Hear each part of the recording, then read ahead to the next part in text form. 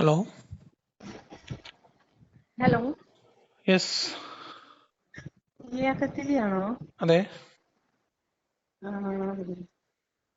ഞാൻ കുറച്ച് നാളായിട്ട് വിളിക്കണമെന്ന് വിചാരിച്ചിട്ടുണ്ടായിരുന്നു. അങ്ങനെ വിളിച്ചതാണ്. സംസാരിക്കാൻ പറ്റുമോ ഇപ്പൊ? എന്ത് പറ്റി? പറയൂ. ഒരു 5 മിനിറ്റ് സംസാരിക്കാൻ പറ്റുമോ? പറഞ്ഞോളൂ. എന്ത് പറ്റി?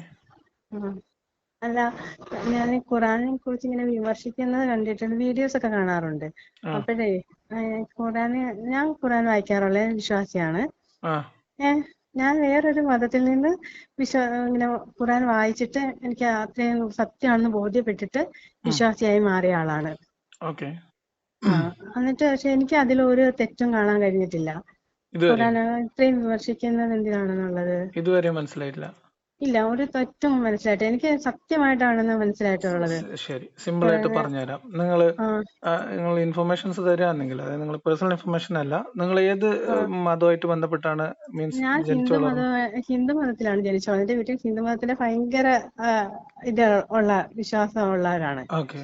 ഹിന്ദു മതം തെറ്റാണെന്ന് നിങ്ങൾക്ക് എപ്പോഴാണ് ബോധ്യപ്പെട്ടത്? തെറ്റാണെന്ന് ബോധ്യപ്പെട്ടത് ഹിന്ദു മതത്തിൽ എന്ന് വെച്ചാൽ കുറെ നമ്മൾ കുഞ്ഞുനാൾ തൊട്ട് ഭയങ്കര വിശ്വാസികളും അച്ഛനമ്മയൊക്കെ ഭയങ്കര വിശ്വാസത്തിലും ഒക്കെ വളർന്നവരാണ്. ശരി. അമ്മൂമ്മ അല്ല, അങ്ങനെയൊക്കെ ആയിക്കോട്ടെ, എല്ലാവരും. ഞാൻ ചോദിക്കാം.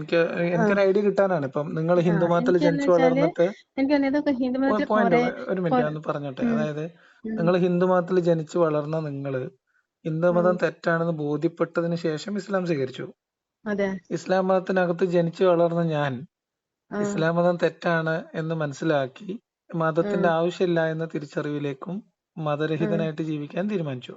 ഉം, അപ്പൊ നമ്മൾ രണ്ടുപേർക്കുള്ള ഒരു കോമൺ സംഭവം എന്ന് വെച്ചാൽ നമ്മൾ ജനിച്ചു വളർന്ന മതം തെറ്റാണെന്ന് ബോധ്യപ്പെട്ടവരാണ് രണ്ടുപേരും.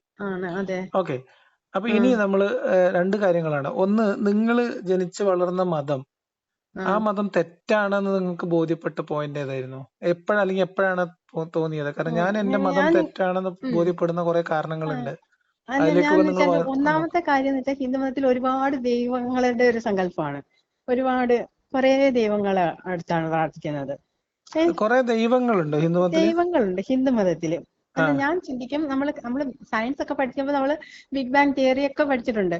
എന്നിട്ട് ഒരു അല്ല, വിസ്ഫോടനത്തിൽ നിന്നാണ് അതിലേക്ക് പ്രപഞ്ചം വരാൻ സൃഷ്ടിച്ചത്, എനിക്ക് ഒരു ഇവല്യൂഷൻ ഐഡിയ ഒക്കെ കിട്ടാനാണ്. ഇപ്പൊ പഠിച്ചിട്ടുണ്ട്. നിങ്ങൾ ഹിന്ദു ആ, മതം അതിൽ ഹിന്ദു ജനിച്ച് മതത്തിൽ പഠിച്ചു എന്നല്ല വളർന്ന ഒരാളടുത്ത് പറയുകയാണെങ്കിൽ എനിക്ക് ചോദിക്കാവുന്ന ഞാൻ ഹിന്ദു മതത്തിലെ ഒരുപാട് ദൈവങ്ങളെ കൺഫ്യൂഷനാണ്. ഹിന്ദു മതത്തില് എന്ന് വെച്ചാല് ഒരുപാട് ദൈവങ്ങളെ ആരാധിക്കുന്നു. പിന്നെ നമ്മൾ ഓരോന്ന് ഉണ്ടാക്കി വെച്ചിട്ട് അതിനെയൊക്കെ ആരാധിക്കുമ്പോൾ ഈ പാമ്പിനെയും അല്ല, ഞാൻ അങ്ങനത്തെ കുറെ ചോദിക്കുന്നത് ഒരുപാട് സംഭവങ്ങളെ ആരാധിക്കും. ദൈവങ്ങളുണ്ടോ അതോ ആ ദൈവത്തിന് ആ പല അവതാരങ്ങളുണ്ടോ? എന്തായിരിക്കും? ദൈവത്തിന് പല അവതാരങ്ങൾ മാത്രമല്ല, ഇപ്പൊ മഹാവിഷ്ണുവിന്റെ അവതാരങ്ങൾ പറയുന്ന ആ ബാക്കി 10 അവതാരങ്ങൾ എന്ന് പറയാം. അത് കൂടാതെ വേറെ ദൈവങ്ങളും ഉണ്ട്. ഇപ്പൊ ശിവൻ, ആ അയ്യപ്പൻ, മുരുകൻ, അങ്ങനെ കുറെ അല്ലല്ല, അതൊക്കെ ഒരുപാട്. പോട്ടെ. ഞാൻ ചോദിക്കുന്നത് ഉം, ഇതിനൊക്കെ അപ്പുറത്തേക്ക് ഒരു അൾട്ടിമേറ്റ് ഗോഡ് എന്ന് പറഞ്ഞ സാധനം. ഇപ്പം അൾട്ടിമേറ്റ് ഗോഡ്. ദ ആ അൾട്ടിമേറ്റ് ഗോഡ് എന്ന് പറയുന്ന സാധനം ഉണ്ട്. എല്ലാത്തിന്റെയും ഉം, മുകളിലുള്ള ഒരു ദൈവം എന്നൊരു കൺസെപ്റ്റ് ഉണ്ട്. ഇസ്ലാമിൽ പറയുന്നത് പോലെ, ആ ദ അൾട്ടിമേറ്റ് ഗോഡ് ആരാണ് ശരിക്കും ഹിന്ദു മതത്തില്? ഞങ്ങളുടെ മതത്തിൽ ബ്രഹ്മാവെന്ന് പറയുന്നുണ്ട്. പക്ഷെ ബ്രഹ്മാവിനെ ആരും പ്രാർത്ഥിക്കാറില്ല. അത് വേറെ ബ്രഹ്മാവാണ് കാര്യമാണ്. അത് സൃഷ്ടിച്ചത്. വേറെ പോയിന്റ് ആണ്. ഞാൻ ചോദിക്കുന്നത് പരബ്രഹ്മം അൾട്ടിമേറ്റ് പവർ അല്ലെങ്കിൽ എന്ന് പറഞ്ഞ ബ്രഹ്മാവ് എന്നൊരു കൺസെപ്റ്റ് ഉണ്ട്, ശിവ.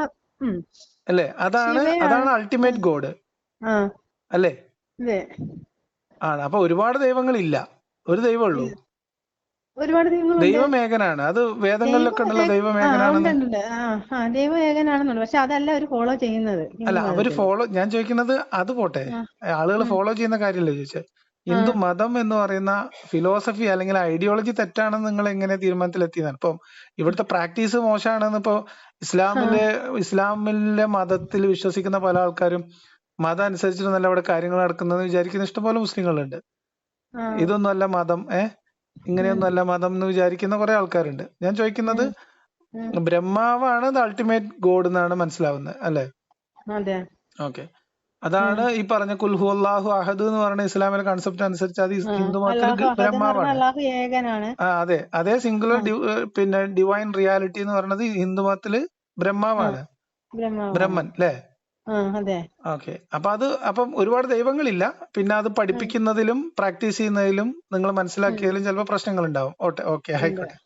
ഇനി ഉം. നമ്മൾ തിരിച്ച് ഇസ്ലാമിലേക്ക് വരാം. ഞാൻ ഉം. ചോദിക്കുന്നത്, ആ ഒരൊറ്റ കാരണം കൊണ്ടാണോ നിങ്ങൾ ഹിന്ദുമതം തെറ്റാണെന്ന് മനസ്സിലാക്കിയത്?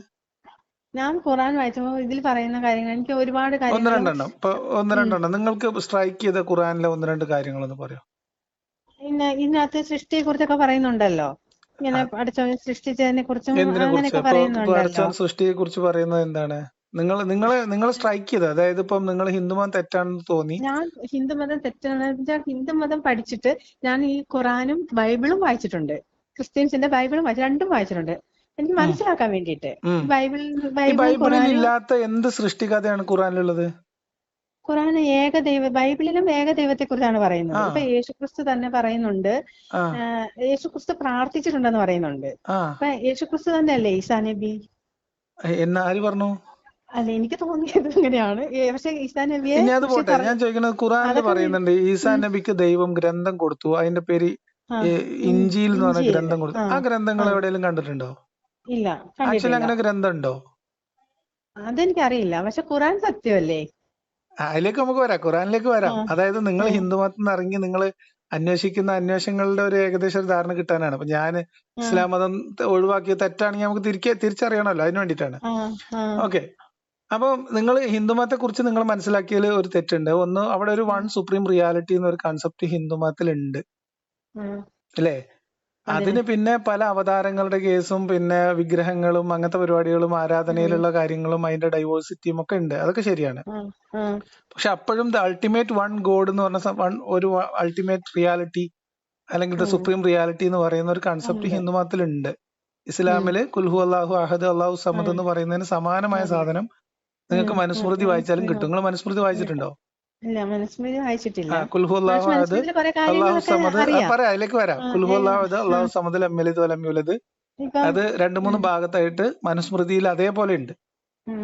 ഓക്കെ, അപ്പൊ നിങ്ങൾ പഠിച്ച മതം, നിങ്ങൾ ജനിച്ച മതം പറയട്ടെ, നിങ്ങൾ സൃഷ്ടിതാവായ ദൈവത്തോട് സൃഷ്ടിതാവായ ദൈവമേ എന്നാണ്. പക്ഷെ അതാണ് അങ്ങനെ പ്രാർത്ഥിക്കാൻ പഠിപ്പിക്കുന്നത്.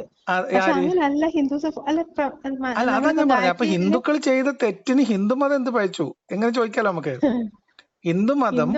ഹിന്ദുമതം എന്ന് പറയുന്ന ഒരു സുപ്രീം റിയാലിറ്റിയെ അംഗീകരിക്കുന്നുണ്ട്, അല്ലെങ്കിൽ ഒരു സുപ്രീം റിയാലിറ്റിയിൽ വിശ്വസിക്കുന്നുണ്ട്.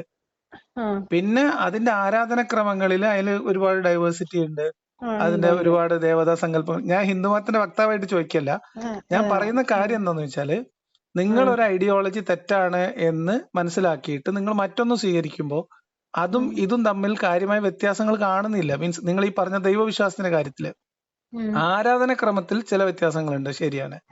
അവർ സങ്കല്പങ്ങൾ ആരാധന തമ്മിൽ വ്യത്യാസമുണ്ട്. അപ്പൊ ഞാൻ പറഞ്ഞത് സുപ്രീം കോഡ് അല്ലെങ്കിൽ സുപ്രീം ഗോഡ് അല്ലെങ്കിൽ ഒരുപാട് ദൈവങ്ങൾ എന്നുള്ള കൺസെപ്റ്റില് ഒരു മിസ്അണ്ടർസ്റ്റാൻഡിങ് ഒക്കെ ഉണ്ട്. അത് പോട്ടെ. ഇനി ഹിന്ദുമതം തെറ്റാണെന്ന് ബോധ്യപ്പെട്ടു, അപ്പൊ നിങ്ങൾ ബാക്കി ക്രിസ്ത്യാനിറ്റിയും ഇസ്ലാമും പരിഗണിച്ചു, പഠിക്കാൻ ശ്രമിച്ചു, ബൈബിൾ പഠിച്ചു. ബൈബിളിൽ ഖുർആനിലെ ഉൽപ്പത്തി കഥകൾ മുഴുവൻ പഴയ നിയമത്തിന്റെ ഉൽപ്പത്തി കഥയുടെ ഈച്ച കോപ്പിയാണ്. കോപ്പി പറയാൻ പറ്റില്ല, ഒരു ദൈവത്തിൽ നിന്നുള്ള ഗ്രന്ഥങ്ങളാണ്. കോപ്പി. ഇപ്പൊ ഞാൻ പറയട്ടെ, അല്ല, നമുക്ക് ഉൽപ്പത്തിയിൽ വരാം.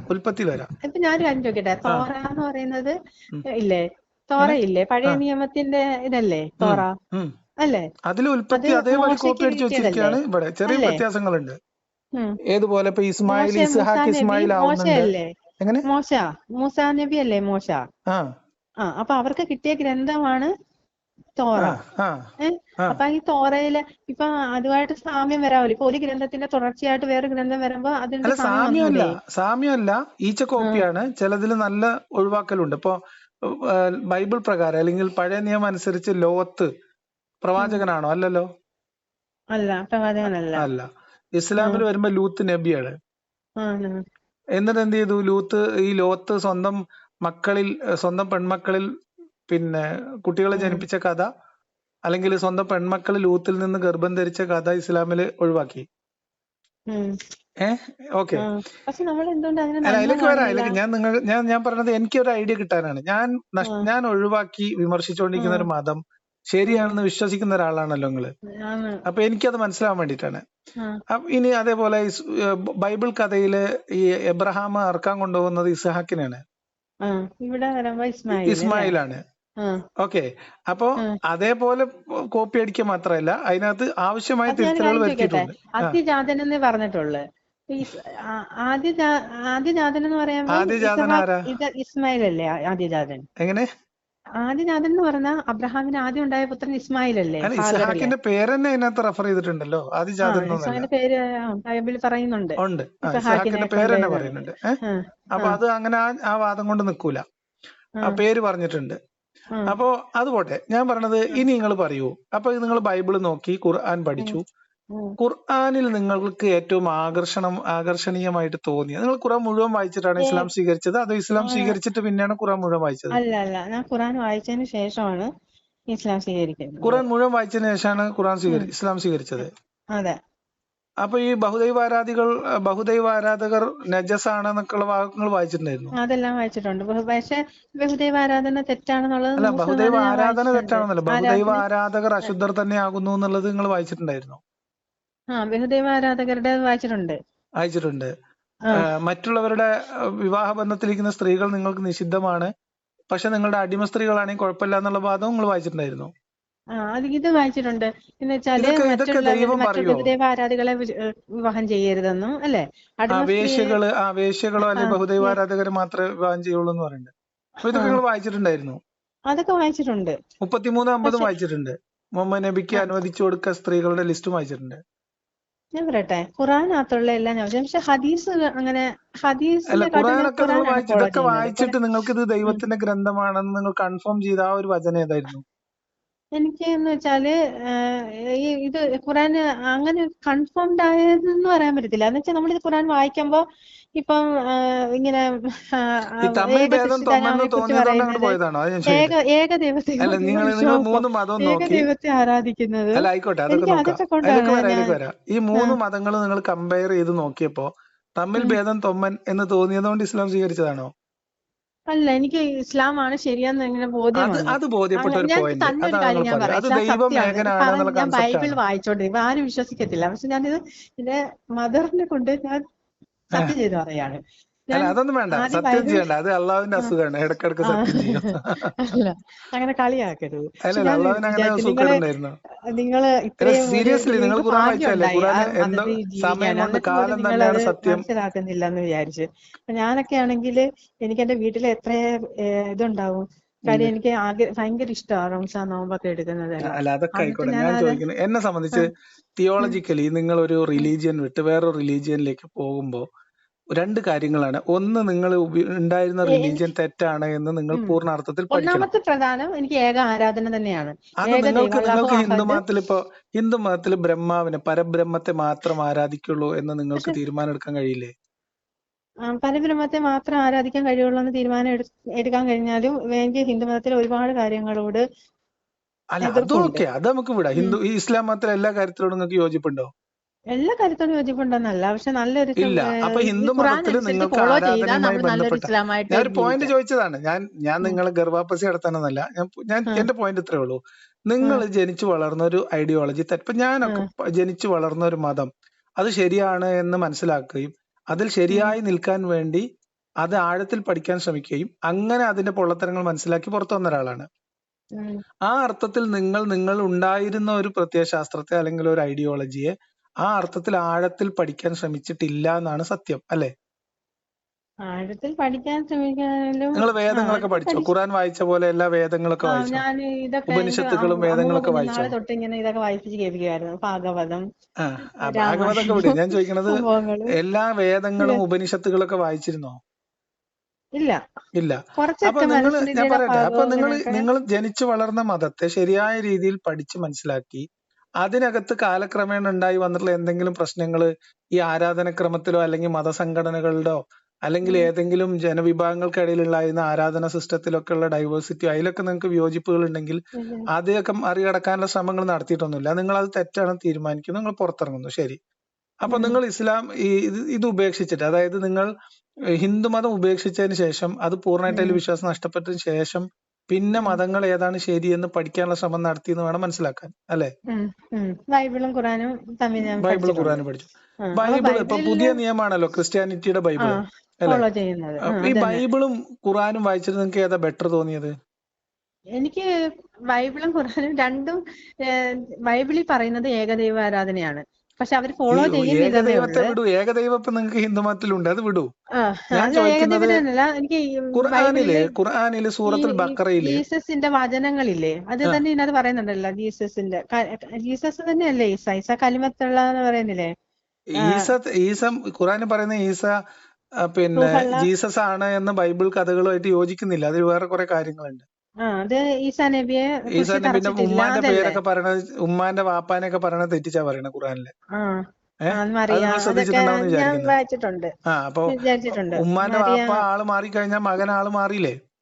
ആ, ആള് മാറാൻ പക്ഷെ സാധ്യതയുണ്ട്. അത് പോട്ടെ, ഓക്കെ. അത് വിടൂ. ഞാൻ ചോദിക്കുന്നത്, നിങ്ങള് ഈ ഖുർആാനും ബൈബിളിന്റെ, അതായത് ഏകദൈവം ഇപ്പൊ വേണമെങ്കിൽ നമുക്ക് ഹിന്ദു മതത്തിൽ എടുക്കാണ്ട്, അത് പോട്ടെ. ഞാൻ ചോദിക്കുന്നത്, മതത്തില് ഇപ്പൊ ഖുർആനില് 2-ാം അധ്യായത്തിലെ ആദ്യത്തെ വചനം അലിഫ് ലാം മീം ദാലിക്കൽ കിതാബ് ലാ റൈബ ഫീഹി ഹുദൽ ലിൽ മുത്തഖീൻ അല്ലേ? അപ്പൊ ഈ ഒരു കാര്യമുണ്ട്, ഹുദൽ ലിൽ എനിക്ക് മുത്തഖീൻ എന്ന് പറയുന്ന മലയാളം സാധനം, ഖുറാനാണെങ്കിൽ ഞാൻ അറബൊക്കെ പഠിച്ചുകൊണ്ടിരിക്കുന്നതേ ഉള്ളേ. മലയാളം ഖുറാനാണ് ഞാൻ വായിച്ചത്. നിങ്ങൾക്ക് ആരാ ഖുർആൻ തന്നത്? ഞാൻ അത് സത്യസന്ധമായ ഒരു ഞാൻ കാര്യം ചോദിക്കട്ടെ? തന്നെ വാങ്ങിച്ച സ്വന്തമായിട്ട്. ആയിക്കോട്ടെ, സത്യം. സത്യസന്ധമായിട്ട് കാര്യം ചോദിക്കട്ടെ? നിങ്ങൾ സത്യമായിട്ടാ ഞാൻ ഏത് പറയുന്നത്. പ്രായത്തിലാണ് ഇസ്ലാമിലേക്ക് ആകൃഷ്ടയായത്? ഞാനൊരു ഇപ്പൊ ഞാൻ പറയാം, ഒരു 28 ആ സംതിങ് പ്രായത്തിലാണ്. ഒരു 2 28 വർഷം വയസ്സോട് ആകുന്നതേ കൂടി. ഉള്ളു. ശരി, നിങ്ങൾ പഠനം കഴിഞ്ഞ് ജോലിയിലേക്ക് പ്രവേശിച്ചതിന് ഞാൻ ശേഷമാണ്? MBA കഴിഞ്ഞ ആളാണ്. MBA കഴിഞ്ഞ് നിങ്ങൾ ജോലിയിലേക്ക് കയറിയിരുന്നു? ആ നിങ്ങൾ പുറത്താണോ വർക്ക് ചെയ്തത്? പുറത്ത് പോകാൻ എനിക്കില്ല. ഞാൻ അങ്ങനൊന്നും ആരുടെയും പറഞ്ഞിട്ടൊന്നുമല്ല. എനിക്ക് ഫ്രണ്ട്സ് ഉണ്ടായിട്ടുണ്ട് കേട്ടോ, മുസ്ലിം ഫ്രണ്ട്സും ഉണ്ടായിട്ടുണ്ട്, ക്രിസ്ത്യൻ ഫ്രണ്ട്സ്, അവരുടെ ഇൻഫ്ലുവൻസ് ഹിന്ദുസ്. ഉണ്ടോ? ഇല്ല, ഒരിക്കലും ഇല്ല. ഒരിക്കലും പക്ഷെ ഇല്ല. എനിക്കെന്തോ ഓക്കെ, അവര് പ്രാർത്ഥിക്കുക, അവര് രീതിയൊക്കെ നോമ്പെടുക്കുന്നത് അതൊക്കെ ഇഷ്ടപ്പെട്ടു. ഭയങ്കര ഇഷ്ടമായിരുന്നു. ശരി ശരി. അപ്പൊ പിന്നെ നമുക്ക് ഞാൻ ഖുറാനിലേക്ക് ഖുറാൻ തിരിച്ചു വരാം. വായിക്കണമെന്ന് വെച്ചാൽ ഖുറാനിലേക്ക് തിരിച്ചു സ്വന്തമായിട്ട് വരാം. വാങ്ങിച്ച, ആരും തന്നതുപോലും അല്ല, ഞാൻ സ്വന്തമായിട്ട് അതൊക്കെ വാങ്ങിച്ച ശരി, ഖുറാനാണ്. ആയിക്കോട്ടെ. നമുക്ക് ഖുറാനിലേക്ക് വരാം. ഇപ്പൊ ഞാനിത് പഠിച്ചതുകൊണ്ടാണ് ഞാൻ ചോദിക്കുന്നത്. ദാലിക്കൽ കിതാബ് ലാ റൈബ ഫീഹി ഹുദൽ ലിൽ മുത്തഖീൻ എന്നൊരു വാക്കുണ്ട്. ഈ ഹുദൽ ലിൽ മുത്തഖീൻ എന്ന് പറഞ്ഞാല് ഇതില് തഖ്വയുള്ളവർക്ക്, ഭയഭക്തിയുള്ളവർക്ക് ഇതൊരു മാർഗദർശകമായിരിക്കും എന്നാണ്. അപ്പോ ഇത് എന്തിനു വേണ്ടിയിട്ടുള്ളതാണ് ഖുർആൻ? അല്ലെങ്കിൽ എന്തിനാണ് ഇസ്ലാം? ഏകദൈവം മാത്രമാണ് ഇസ്ലാം? ഏകദൈവം ഇപ്പൊ മനുഷ്യർക്ക് വേറെ ഏത് വഴി സ്വീകരിക്കാലോ? എന്താ ഏകദൈവം ഇസ്ലാമിന്റെ മാത്രമല്ല, ഒരു മനുഷ്യൻ എങ്ങനെയൊക്കെയാ ജീവിക്കേണ്ടതെന്ന് എല്ലാം ഇതിൽ പറയുന്നുണ്ട്. ഖുറാൻ അത് അതാണ്, പറയുന്നില്ലേ? അവിടെയാണ് നമ്മളെ പോയിന്റ്. മനുഷ്യന്റെ ഭൗതിക ജീവിതവുമായി ബന്ധപ്പെട്ട് മനുഷ്യർ ആചരിക്കേണ്ട അല്ലെങ്കിൽ മനുഷ്യർ പുലർത്തേണ്ട മൂല്യങ്ങൾ അല്ലെ, ഇതാണ്. അല്ലെങ്കിൽ ആ ധാർമ്മികത, തെറ്റും ശരിയും, ഇതൊക്കെയാണല്ലോ ഇസ്ലാം പഠിപ്പിക്കുന്നു എന്ന് പറഞ്ഞത്. ഇസ്ലാമിന്റെ ധാർമ്മികത ആ അർത്ഥത്തിൽ നിങ്ങൾ പഠിച്ചിട്ടുണ്ടോ? ഇസ്ലാമിന്റെ ധാർമ്മികത എന്ന് വെച്ചാൽ പറയട്ടെ, മുഹമ്മദ് നബിയെ കുറിച്ച് ഇത്രയും കുറ്റം പറയുന്നു, പക്ഷെ മുഹമ്മദ് നബി കുറെ നല്ല കാര്യങ്ങൾ പറഞ്ഞിട്ടില്ലേ? ഒരുപാട് നല്ല നല്ലത് കാര്യങ്ങൾ. പറയാൻ ഇവിടെ ഇഷ്ടം പോലെ ആളുണ്ട്, പൈസ കൊടുത്ത ആൾക്കാരെ കൊണ്ട് പറയിപ്പിക്കുന്നുണ്ട്. ഞാൻ പൈസ ചോദിക്കുന്നത് കൊടുത്ത് പറയുന്നതല്ല. ഞാൻ ചോദിക്കുന്നത് ഞാൻ ചോദിച്ചതല്ല. ഈ ഖുർആനില് ഇന്നത്തെ കാലത്തെ മനുഷ്യർക്ക്, നമ്മളൊക്കെ ജീവിക്കുന്ന ഈ നൂറ്റാണ്ടിലുള്ള എല്ലാ മനുഷ്യർക്കും ഉത്തമമായ മാർഗദർശനമാണ് ഖുർആൻ എന്ന് നിങ്ങൾ വിചാരിക്കുന്നുണ്ടോ എന്നാണ് ചോദിച്ചത്. ഞാൻ ഒരു ഖുർആൻ വചനം നിങ്ങൾക്ക് പറഞ്ഞുതരാം. നിങ്ങൾ വായിച്ചിട്ടുണ്ടോ എനിക്കറിയില്ല. ഞങ്ങള് മലയാളം മാത്രമല്ലേ വായിച്ചിട്ടുള്ളൂ, അപ്പൊ അതുകൊണ്ട് ഞാൻ വായിക്കാം. ഇതിനകത്ത് പറയുന്നത്, പുരുഷന്മാർ സ്ത്രീകളുടെ മേൽ നിയന്ത്രണാധികാരമുള്ളവരാകുന്നു. സൂറത്ത് 4:34 കേട്ടോ, 4-ാം അധ്യായം 34-ാമത്തെ വചനം, സൂറത്ത് നിസ ആണ്. പുരുഷന്മാർ സ്ത്രീകളുടെ മേൽ നിയന്ത്രണാധികാരമുള്ളവരാകുന്നു. അത് നിങ്ങൾ അംഗീകരിക്കുന്നുണ്ടോ? പുരുഷന്മാർ സ്ത്രീകളുടെ മേൽ നിയന്ത്രണ അധികാരമുള്ളവരാകുന്നു. അതായത് സ്ത്രീകൾ എന്ന് പറയുന്നത് പുരുഷനാൽ നിയന്ത്രിക്കപ്പെടേണ്ടവളാണ് നിങ്ങൾ വിചാരിക്കുന്നുണ്ടോ എന്ന് ചോദിച്ചു. അങ്ങനെ ഞാൻ പറയട്ടെ, ഈ നിങ്ങൾ നമുക്ക് സിമ്പിൾ ആയിട്ട് സംസാരിച്ചു പോവാ. ആ ഒരു ഖുറാനിക അധ്യാപനം ഇത് വെറുതെ ആരെങ്കിലും പറയണല്ല, ദൈവം പറയണാണല്ലോ. ഇപ്പൊ ഞാനൊരു കാര്യം പറയട്ടെ, ഒരു കുടുംബത്തിൽ ഇപ്പൊ നമ്മൾ അത് പോട്ടെ, ഞാൻ ചോദിക്കുന്നത് സ്ഥാനം കൊടുക്കുന്നില്ല, അപ്പൊ ഒരു പുരുഷനല്ലേ ഏറ്റവും ഒരു സ്ഥാനം കൊടുക്കുക. ഇപ്പൊ അച്ഛനും അമ്മയ്ക്കും സ്ഥാനമുണ്ട്, എന്നാലും ഒരു അച്ഛൻ നിയന്ത്രിക്കുന്ന ഒരു കുടുംബവും അമ്മ നിയന്ത്രിക്കുന്ന കുടുംബവും തമ്മിൽ ഒരുപാട് വ്യത്യാസങ്ങളുണ്ട്. ഉണ്ട്. എന്താ വ്യത്യാസം പറയും? എന്നുവെച്ചാ അച്ഛൻ ഒരു നമ്മളുടെ അമ്മ ഞാൻ ഏറ്റവും കൂടുതൽ അമ്മയെ സ്നേഹിക്കുന്ന കുട്ടിയാണ്. ഒരു പുരുഷാധിപത്യത്തിന്റെ ഒരു പുരുഷ മേൽക്കോയ്മയ്ക്ക് കീഴിൽ ഇത് വളർന്നു വന്ന ഒരു സമൂഹത്തിൽ ഉണ്ടാവുന്ന സ്വാഭാവികമായിട്ടുള്ള ഒരു കാഴ്ചപ്പാടല്ലേ, വേറെ എന്താ പ്രശ്നം? അങ്ങനല്ല, ഈക്വൽ ഇമ്പോർട്ടൻസ് ആണ് സ്ത്രീക്കും പുരുഷനും. ഈക്വൽ ഇമ്പോർട്ടൻസ് ഇസ്ലാമിലുണ്ടോ? അങ്ങനെ വരട്ടെ, ഇസ്ലാമിൽ ഞാൻ ഒരു കാര്യം പറയട്ടെ, ഇസ്ലാമില് സ്ത്രീകൾക്ക് സ്വാതന്ത്ര്യം കൊടുക്കുന്നില്ലേ? സ്വാതന്ത്ര്യം കൊടുക്കുന്നുണ്ടോ എന്ന് ഞാൻ ചോദിച്ചതേ ഇല്ല. പുരുഷനും സ്ത്രീയും തുല്യരായിട്ട് ഇസ്ലാം പരിഗണിക്കുന്നുണ്ടോ? ഇല്ല എന്നുള്ളതിന്റെ ഒരു വചനം ഞാൻ ഇല്ലാത്ത നിങ്ങൾ ഈ വീടുകളും വചനം ഉണ്ടാവും. പക്ഷെ മാത്രം ഖുറാനകത്ത് വായിച്ചിട്ടില്ല. പറയുന്നില്ലല്ലോ നിങ്ങൾ അവരെ ഞാൻ പറഞ്ഞുതരാം അടിമയാക്കാനൊന്നും പറയുന്നില്ലല്ലോ. പറഞ്ഞുതരാം. ഉം, പുരുഷന്മാർ സ്ത്രീകളുടെ മേൽ നിയന്ത്രണാധികാരമുള്ളവരാകുന്നു. ഉം, അതിന് നിങ്ങൾ ഇനിയിപ്പോ എന്തെങ്കിലും ഒരു ന്യായം, ഇപ്പൊ നമ്മളെ കുടുംബം, ഓഫീസ് എന്നൊക്കെ പറഞ്ഞു വന്നാലും ഉം, അതിന് കാരണം ദൈവം അതേ വചനത്തിൽ പറയണത് മനുഷ്യരിൽ ഒരു വിഭാഗത്തിന്, അതായത് പുരുഷന്, ഉം, മറുവിഭാഗത്തേക്കാൾ അതായത് സ്ത്രീകളെക്കാൾ ഉം, അള്ളാഹു കൂടുതൽ കഴിവ് കൊടുത്തത് കൊണ്ടും, ഉം. അതായത് അള്ളാഹു തന്നെ മനുഷ്യന് അതാണ് സ്ത്രീനും ആ പുരുഷനെയും ഡിഫറന്റ് ആക്കി പുരുഷനെക്കാളും ഡിഫറെന്റ് കൊടുത്തുകൊണ്ടും ആക്കിയെന്ന്. കഴിഞ്ഞിട്ടില്ല, പുരുഷന്മാർ ഉം, ഉം, അവരുടെ ധനം ഉം, ചെലവഴിച്ചത് കൊണ്ടുമാണ്. ഉം. അതിനാൽ പുരുഷനെ അതിനാൽ നല്ലവരായ സംരക്ഷിക്കുന്നതുമാണ്. സ്ത്രീകൾ ഉം, അനുസരണാശീലമുള്ളവരും ഉം. അള്ളാഹു സംരക്ഷിച്ച പ്രകാരം പുരുഷന്മാരുടെ അഭാവത്തിൽ സംരക്ഷിക്കേണ്ടതെല്ലാം സംരക്ഷിക്കുന്നവരുമാണ്. ഉം. ഇത്രയും ഭാഗങ്ങൾക്ക് ഒരു വിയോജിപ്പില്ല. എനിക്ക് ഞാൻ ഒരു കാര്യം പറയട്ടെ, നല്ലവരായ സ്ത്രീകള് നല്ലവരായ സ്ത്രീകൾ, ഞാൻ ഒരു കാര്യം ചോദിക്കട്ടെ. അല്ല, ഒരു ഇപ്പൊ സ്ത്രീയുടെ നന്മ, ഒരു സ്ത്രീ നല്ല സ്ത്രീയാണോ അല്ലേന്ന് തീരുമാനിക്കുന്നത് ഭർത്താവിനെ പൂർണ്ണമായിട്ട് അനുസരിക്കുന്നുണ്ടോ ഇല്ലേ നോക്കിയിട്ടാണോ? ഈ ഭർത്താവിനെ അനുസരിക്കണം ഭർത്താവിന്റെ നമ്മള്. അനുസരണം എന്ന് പറഞ്ഞാൽ ഇല്ല, ഏത് ഭർത്താവ് കാര്യത്തിലൊക്കെ ചീത്ത ആയിരിക്കാം? മനുഷ്യനാണെങ്കിൽ, നല്ല മാതൃക കാണിക്കുന്നവനാണ്, സ്ത്രീയെ അങ്ങനെ കണ്ടീഷൻ സംരക്ഷിക്കുന്നവനാണെന്നൊന്നും ഇതിനകത്തില്ലേ? പറയുന്നില്ലേ? നല്ല ഭർത്താവായിരിക്കണം എന്നുള്ള കണ്ടീഷൻ ഇതിനകത്തില്ലേ? അവരെ സംരക്ഷിക്കണമെന്ന് പറയുന്നുണ്ടല്ലോ. അപ്പൊ ആ ഇനി വചനം കഴിഞ്ഞിട്ടില്ല. എന്നാൽ അനുസരണക്കേട് കാണിക്കുമെന്ന് നിങ്ങൾ ആശങ്കിക്കുന്ന സ്ത്രീകളെ നിങ്ങൾ ഉപദേശിക്കുക. അത് കിടപ്പറകളിൽ വായിച്ചിട്ടുണ്ട്. അവരുമായി അകന്നു നിൽക്കുക. അവരെ അടിക്കുകയും ചെയ്തു കൊള്ളുക. ഭർത്താവിനെ അനുസരിക്കൂല എന്ന് തോന്നുന്ന ഘട്ടത്തില് ഭാര്യനെ വേണമെങ്കിൽ അടിക്കാം എന്ന് ദൈവം പറയും എന്ന് നിങ്ങൾ വിചാരിക്കണ്ടോ? അത് അതിനോട് അത് ഞാൻ പറയട്ടെ, അല്ല, അങ്ങനെ നിങ്ങൾ വിശ്വസിക്കുന്ന ദൈവം അങ്ങനെ പറയുമോ? അനുസരണക്കേട് കാണിക്കുന്ന സ്ത്രീയുടെ അല്ലേ പറഞ്ഞിരിക്കുന്നത്? കാണിക്കുന്ന സ്ത്രീകളല്ല, കാണിക്കുമെന്ന് നിങ്ങൾ ആശങ്കപ്പെടുന്ന സ്ത്രീകൾ, സംശയിക്കുന്ന സ്ത്രീകൾ. അതിപ്പോ ഒരു മോശം സ്ത്രീയെയാണ് ഉദ്ദേശിച്ചേക്കുന്നത്. അല്ല, മനസ്സിലായോ? അല്ല. അനുസരണക്കേട് കാണിക്കാറ് എന്താ? അനുസരണം എങ്ങനെയാന്നുള്ളത് വേറെ ഭാഗത്ത് വിശദമായിട്ട് പറയുന്നുണ്ട്. മതപരമായ കാര്യത്തിലല്ലാത്ത എല്ലാ കാര്യത്തിലും പുരുഷനെ അനുസരിക്കൽ സ്ത്രീക്ക് ബാധ്യതയാണ്. അത് നിങ്ങൾക്കറിയോ? അതായത് ഇപ്പൊ ഒരു പുരുഷൻ പറയാണ് നിസ്കരിക്കണ്ട എന്ന് പറഞ്ഞാൽ അത് ധിക്കരിക്കാം.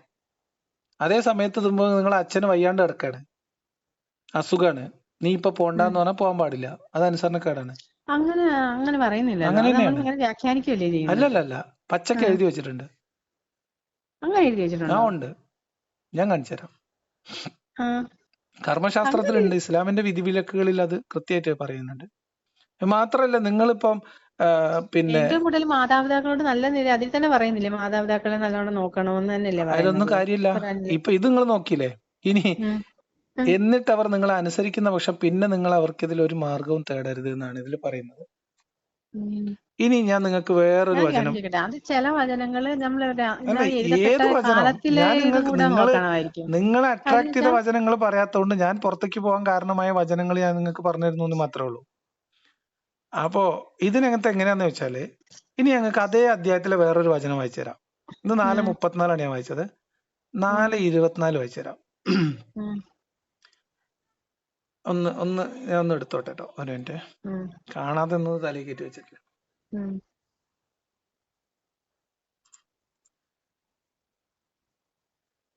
എന്നിപ്പോ നിസ്കാരം ഓത്തൊക്കെ ഉണ്ടോ കറക്റ്റ് ആയിട്ട്? നല്ല സമാധാനം ഉണ്ടോ? ആണ്, സമാധാനം തന്നെയാണ്. എനിക്ക് കറക്റ്റ് സമാധാനം കിട്ടിയത് ഇപ്പോഴാണ്, സത്യം പറയാമല്ലോ. ഹസ്ബൻഡ് മുസ്ലിം ആണോ? നിസ്കരിക്കുകയൊക്കെ ചെയ്യാൻ. ഹസ്ബൻഡ് ഇസ്ലാം സ്വീകരിച്ചോ? ഇല്ല, ഹസ്ബൻഡ് ഞാൻ മാരീഡ് അല്ല, കല്യാണം ഇവിടെ ആലോചിക്കുന്നതേ ഉള്ളൂ. ഞാനെല്ലാം വേണ്ട കല്യാണം കഴിഞ്ഞിട്ട് ഒരു 2-3 വർഷം കഴിഞ്ഞിട്ടൊന്ന് വിളിക്കണേ. ഞാൻ എന്റെ ഒരു കല്യാണം ആയതായിരുന്നു, പക്ഷെ അത് ഭയങ്കര വിശ്വന്റെ അമ്പലത്തിലൊക്കെ കൊണ്ടുപോയി നിർബന്ധിക്കുകയും അങ്ങനെ ചെയ്ത് ഞാൻ വേണ്ടാന്ന് വെച്ചു. അങ്ങനെ വിശ്വാസം കഴിഞ്ഞതിന് ശേഷം കല്യാണം കഴിഞ്ഞില്ല, അല്ലാതെ എല്ലാം ഉറപ്പിച്ചൊക്കെ ചെയ്തായിരുന്നു. അല്ല, അത് വിശ്വാസിയായതിനു ശേഷം, അതായത് നിങ്ങൾ ഇസ്ലാമിലേക്ക് വന്നതിന് ശേഷം? ഇസ്ലാമിലേക്ക് വന്നതിന് ശേഷം അല്ല, ഞാൻ വായിക്കുകയൊക്കെ, അത് ആരും അറിയുന്നില്ല, ഞാൻ വായിക്കുകയൊക്കെ ചെയ്യേ, ഖുർആനും ബൈബിളും ഒക്കെ വായിക്കും. അങ്ങനെ വായിച്ച അവസാനം ഖുർആനാണ് സത്യം എന്ന് എനിക്ക് ബോധ്യപ്പെട്ടിട്ടാണ് ഖുർആന് അത് സമാധാനം നിങ്ങൾ കിട്ടുന്നത്. 5 വായിച്ചിട്ടില്ലാത്തോണ്ടാണ്. നേരം നിങ്ങൾ നിസ്കരിക്കുകയൊക്കെ ചെയ്യുമ്പോൾ എനിക്ക് നല്ല സമാധാനം കിട്ടാറുണ്ട്. നമുക്ക് നോക്കാം. നിസ്കരിക്കുന്നത് ഇനി ഞാൻ നിങ്ങൾക്ക് പറയട്ടെ, ഞാനൊരു നമസ്കാരം ഞാൻ ഖുർആൻ വചനം വായിച്ചുതരാം. ആ വൽ മുഹ്സനാത്തു മിനൻ നിസാഇ ഇല്ലാ മാ മലക്കത്ത് അയ്മാനുക്കും. ഭർതൃമതികളായ സ്ത്രീകൾ എന്നല്ല, ഇത് വേറൊരു അർത്ഥത്തിലാണ് ഉപയോഗിക്കുന്നത്. നിങ്ങൾക്ക് നിഷിദ്ധമാണ്. ഉം, എന്നാൽ യുദ്ധ തടവുകാരിയുടെ നിങ്ങളുടെ അധീനതയിൽ വന്നാൽ അവർ ഇതിൽ നിന്ന് ഒഴിവാണ്. ഉം, അതായത് മറ്റുള്ളവരുടെ ഉം, വിവാഹ ബന്ധത്തിലിരിക്കുന്ന സ്ത്രീകളും നിങ്ങൾക്ക് നിഷിദ്ധമാണെന്നാണ്. ഉം, ഉം. ഉം. ഓക്കെ. എന്നിട്ട് അതിനകത്ത് മറ്റുള്ള പറയുന്നത് നിങ്ങളുടെ വലങ്കൈ ഉടമപ്പെടുത്തിയ സ്ത്രീകൾ ഒഴികെ എന്നാണ്. എന്ന് പറഞ്ഞാൽ ഒരു യുദ്ധത്തിനോ അക്രമത്തിനോ ഒക്കെ പോയതിനു ശേഷം പിടികൂടപ്പെട്ട മനുഷ്യരുടെ ഇടയിൽ ഭാര്യയും ഭർത്താവുമായിട്ട് ഒരു ജോഡിയെ പിടികൂടിയാല് ആ ഭർത്താവ് അവിടെ ഉണ്ടെങ്കിലും കുഴപ്പമില്ല, അവരുമായിട്ട് ശാരീരിക ബന്ധത്തിൽ ഏർപ്പെടുന്നത് നിങ്ങൾക്ക് അനുവദനീയമാണ് എന്ന് ഒരു ദൈവം ഒരാളോട് പറയുന്നു നിങ്ങൾ വിചാരിക്കണ്ടോ? അത് ഉം? അങ്ങനെ നിങ്ങൾ വിചാരിക്കണ്ടോ? ഞാൻ നിങ്ങളെ സങ്കല്പത്തിലുള്ള അള്ളാഹു അത് പറയൂ? ഇല്ല, പക്ഷെ അത് അള്ളാഹ് പറഞ്ഞതായിട്ട് പറയില്ല. ഖുറാനിലുണ്ട്. അപ്പൊ നിങ്ങൾ ഖുറാൻ വായിച്ചിട്ടില്ല, അതാണ് പ്രശ്നം. ഞാൻ വായിച്ചിട്ടുണ്ട്, ഞാൻ വായിക്കുന്നതാണ്, കൊറേ പിന്നെ എന്തുകൊണ്ട് വായിക്കുന്നതാണ്. നിങ്ങൾക്ക് ഇത് മനസ്സിലാവാത്തത്? അത് ഞാൻ വിചാരിക്കുന്നത് വെച്ചാൽ ഇപ്പൊ നബി ഒരു യുദ്ധ ടൈമില് ആ ഒരു അന്നത്തെ ഒരു എന്ത് ടൈം ആയാലും കാലഘട്ടത്തിൽ എഴുതിയതായിരിക്കാം. യുദ്ധം ചെയ്തതിനെ കുറിച്ച് ഓരോ അത് വേറെ കാലഘട്ടത്തിൽ ചർച്ചയാണ്. യുദ്ധത്തിൽ അന്ന് പോകുന്നു, മനുഷ്യരെ നടന്നിരുന്ന പിടിച്ചോണ്ട് വരുന്നു, അത് വേറെ ചർച്ച, അന്നും അത് വേറെ നടന്നിരുന്നത് വിഷയം. അടിമത്തമല്ലേ? ആ നൂറ്റാണ്ട്, അല്ല, 6-ാം നൂറ്റാണ്ടിലൊക്കെ എഴുതിയതല്ലേ? അടിമത്തൊക്കെ അത് വേറെ ചർച്ചയാണ്. നിങ്ങൾ ആ നിങ്ങൾ വിചാരിക്കുന്ന ദൈവം ഒരു മനുഷ്യൻ മറ്റൊരു മനുഷ്യന്റെ അടിമയാകുന്ന ഒരു വ്യവസ്ഥയെ അംഗീകരിക്കും? ഇല്ല, അടിമയാകുന്ന വ്യവസ്ഥ അംഗീകരിക്കുന്നില്ല. അത് ഖുറാനിലുണ്ടല്ലോ. ഖുറാനിൽ പറയുന്നുണ്ട്, യുദ്ധം നടക്കുന്ന അനുവദിച്ചു സമയത്ത് കൊടുത്തിട്ടുണ്ടല്ലോ. മുഹമ്മദ് യുദ്ധത്തിന് നബിക്ക് മുതിർന്ന അടിമ സ്ത്രീകൾ അടിമകളുടെ ഉണ്ടായിരുന്നില്ലേ? കാര്യത്തെയൊക്കെ പറയുന്നത്. പക്ഷെ അതിലും പറയുന്നില്ലേ എന്ത്? അടിമ സ്ത്രീയെ ഇപ്പം വിവാഹം ചെയ്യാന്ന് വരെ പറയുന്നില്ലേ? അടിമ അടിമ സ്ത്രീയാണ്, സ്ത്രീ സ്വന്തം ബഹുദൈവ അടിമ സ്ത്രീയെ ആരാധികയെ വിവാഹം കഴിക്കാൻ വിവാഹം ചെയ്യുന്നത്, അങ്ങനെ പാടില്ലല്ലോ. ഒരു ഇതിലുണ്ട്. ഏതിലാണെന്ന് എനിക്കറിയില്ല, പക്ഷെ ഞാൻ വായിച്ചതാണ്. അടിമ ഞാൻ പറയാം, അല്ല, നിങ്ങളുടെ എങ്ങനെയാണെന്നറിയോ ഇത്? വിശ്വാസിയായ അടിമ സ്ത്രീ ആണെങ്കിൽ അവരെ വിവാഹം ചെയ്യാമെന്ന് പറയുന്നില്ലേ? വിശ്വാസം അവനവന്റെ അടിമ സ്ത്രീയാണെങ്കിൽ വിവാഹം ചെയ്യേണ്ട കാര്യമില്ല എന്ന് പറയണ്ടത്, വിവാഹം ചെയ്യാൻ പാടില്ല എന്നാണ്. അതിന്റെ കാരണം എന്താ വെച്ചാല് വിവാഹം കഴിപ്പിച്ചു കൊടുക്കേണ്ട ആളും മഹർ വാങ്ങേണ്ട ആളും മഹർ കൊടുക്കേണ്ട ആളും ഒരാളാവും. അപ്പോഴോ? ഇനി നിങ്ങൾ നോക്ക്, നിങ്ങളുടെ കൈകൾ ഉടമപ്പെടുത്തിയവർ ഒഴികെ നിങ്ങളുടെ മേൽ അള്ളാഹുവിന്റെ നിയമമാണ് ഇത്. ഇനിയും കഴിഞ്ഞിട്ടില്ല, അതിനപ്പുറമുള്ള സ്ത്രീകളുമായിട്ട്, അതായത് കല്യാണം കഴിച്ച സ്ത്രീകളല്ലാത്ത വേറെ സ്ത്രീകളായിട്ട് നിങ്ങളുടെ ധനം മഹറായി നൽകിക്കൊണ്ട് എന്നൊക്കെ ഇതിനകത്ത് പറയും. മഹറായി എന്നൊന്നും ഇതിനകത്തില്ല, ധനം എന്നുള്ളു ഖുറാനില്. നിങ്ങൾ തേടുന്നത് നിങ്ങൾക്ക് അനുവദിച്ചിരിക്കുന്നു. വിവാഹം എന്ന് ബ്രാക്കറ്റിൽ എഴുതിയിട്ടുണ്ടാവും, കാര്യാക്കണ്ട. നിങ്ങൾ വൈവാഹിക ജീവിതം ലക്ഷ്യമാക്കുന്നവരായിരിക്കും അതായത് ഈ മുത്ത കല്യാണത്തെ കുറിച്ചാണ് ഈ പറയുന്നത്. അതായത് നിങ്ങൾ കല്യാണം കഴിച്ച ഭാര്യമാര് അല്ലെങ്കിൽ കല്യാണം കഴിക്കാവുന്ന സ്ത്രീകള്, അത് കഴിഞ്ഞിട്ട് അതിനപ്പുറത്തുള്ള ഏതെങ്കിലും സ്ത്രീകൾ ഉണ്ടെങ്കിൽ അവരെ നിങ്ങൾ പൈസ പറഞ്ഞുറപ്പിച്ചതിന് ശേഷം നിങ്ങൾക്ക് അവരെ പ്രാപിക്കുന്നതിൽ തെറ്റില്ല. എന്ന് മാത്രമല്ല, അങ്ങനെ അവരിൽ നിന്ന് വല്ല സുഖവും അനുഭവിച്ചാൽ നിങ്ങൾ വല്ല സുഖവും അനുഭവിച്ചാൽ അവർക്കുള്ള വിവാഹ മൂല്യം ഒരു ബാധ്യത എന്ന നിലയിൽ നിങ്ങൾ നൽകേണ്ടതാണ്. അതായത് ഒരു സ്ത്രീയിൽ നിന്ന് നിങ്ങൾ സുഖം അനുഭവിച്ചാൽ നിങ്ങളൊരു വിവാഹ മൂല്യം ഒരു ബാധ്യതയായിട്ട് നൽകുക എന്ന് പറഞ്ഞാൽ എന്താ അതിന്റെ അർത്ഥം?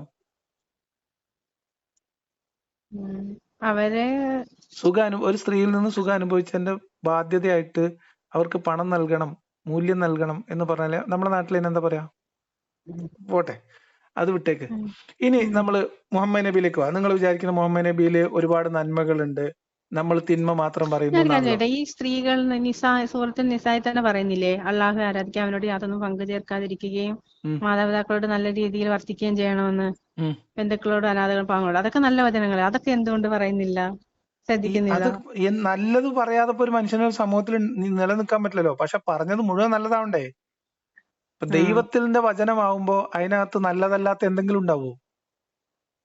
ചിലപ്പോ അല്ല, ഖുറാനകത്ത് കൈകടത്തൽ ഉണ്ടായിട്ടില്ല, ബൈബിളിൽ കൈകടത്തൽ ഉണ്ടായിട്ടുണ്ടെന്നാണ് പറയുന്നത്. ഖുറാനിൽ കൈകടത്തലില്ലേ?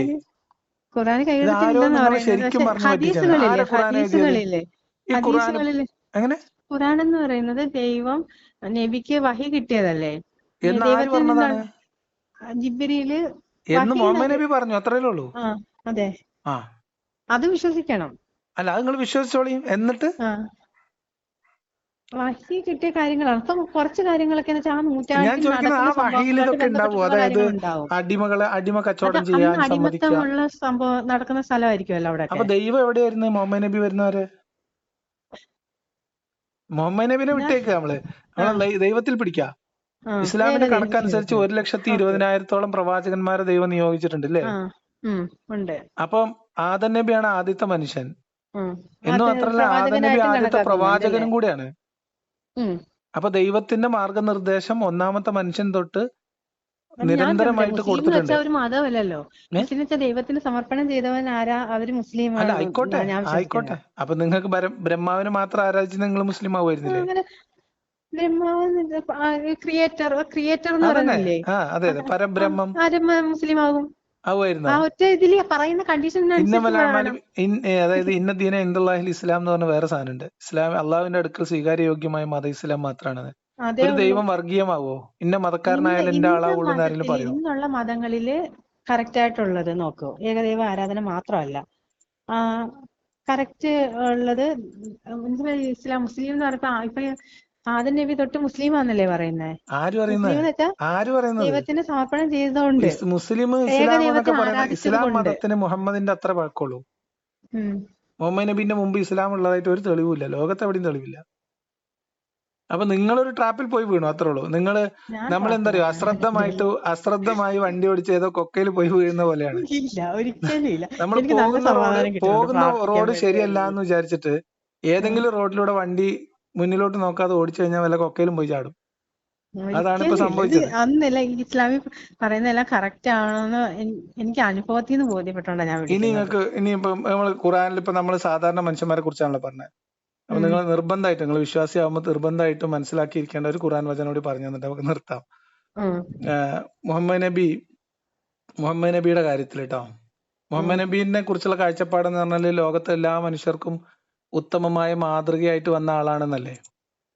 ചാണോട് ചാണുമായിട്ടും മുഴത്തോട് മുഴമായും നമ്മൾ മുഹമ്മദ് നബിനെ പിൻപറ്റണം, അങ്ങനെയല്ലേ? അപ്പൊ അങ്ങനെയാണെങ്കിൽ മുഹമ്മദ് നബി എല്ലാ കാര്യത്തിലും മുസ്ലിങ്ങൾക്ക് മാതൃക ആവണം. പക്ഷെ മാതൃക അല്ലാത്ത സംഭവങ്ങളും ഉണ്ട്, ഇല്ലേ? നിങ്ങൾക്ക് അറിയില്ല, നിങ്ങൾ ചില പുസ്തകം പറഞ്ഞു. ഖുറാൻ മാത്രമേ പറയുള്ളൂ. ഇപ്പൊ നിങ്ങൾക്ക് ഖുറാൻ ഹദീസ് പറഞ്ഞിട്ട് കാര്യമില്ല. ഖുറാൻ 33:50 നബിനോട് പറയാണ്, അള്ള പറയാണ്, നീ വിവാഹമൂല്യം കൊടുത്തിട്ടുള്ളവരായ നിന്റെ ഭാര്യമാരെ നിനക്ക് നാം അനുവദിച്ചു തന്നിരിക്കുന്നു. എന്തിന്? നിനക്ക് അറിയാലോ അത് അല്ലെ? എന്തിനായിരിക്കും? വിവാഹമൂല്യം കൊടുത്ത് ഭാര്യയാക്കിയ ഭാര്യനെ നിനക്ക് അനുവദിച്ചു തന്നിരിക്കുന്നു പറഞ്ഞാൽ നമുക്ക് അറിയാം എന്തിനു വേണ്ടിയിട്ടാന്നുള്ളത്. ഓക്കെ.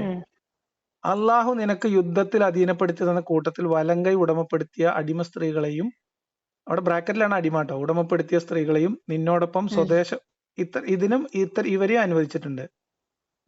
എന്തുപോലെ? വിവാഹം കൊടുത്ത ഭാര്യമാരെ പോലെ തന്നെ അടിമ സ്ത്രീകളെയും അനുവദിച്ചിട്ടുണ്ട്. അവിടെ കുത്തും കോമയൊന്നും ഇല്ല കേട്ടോ.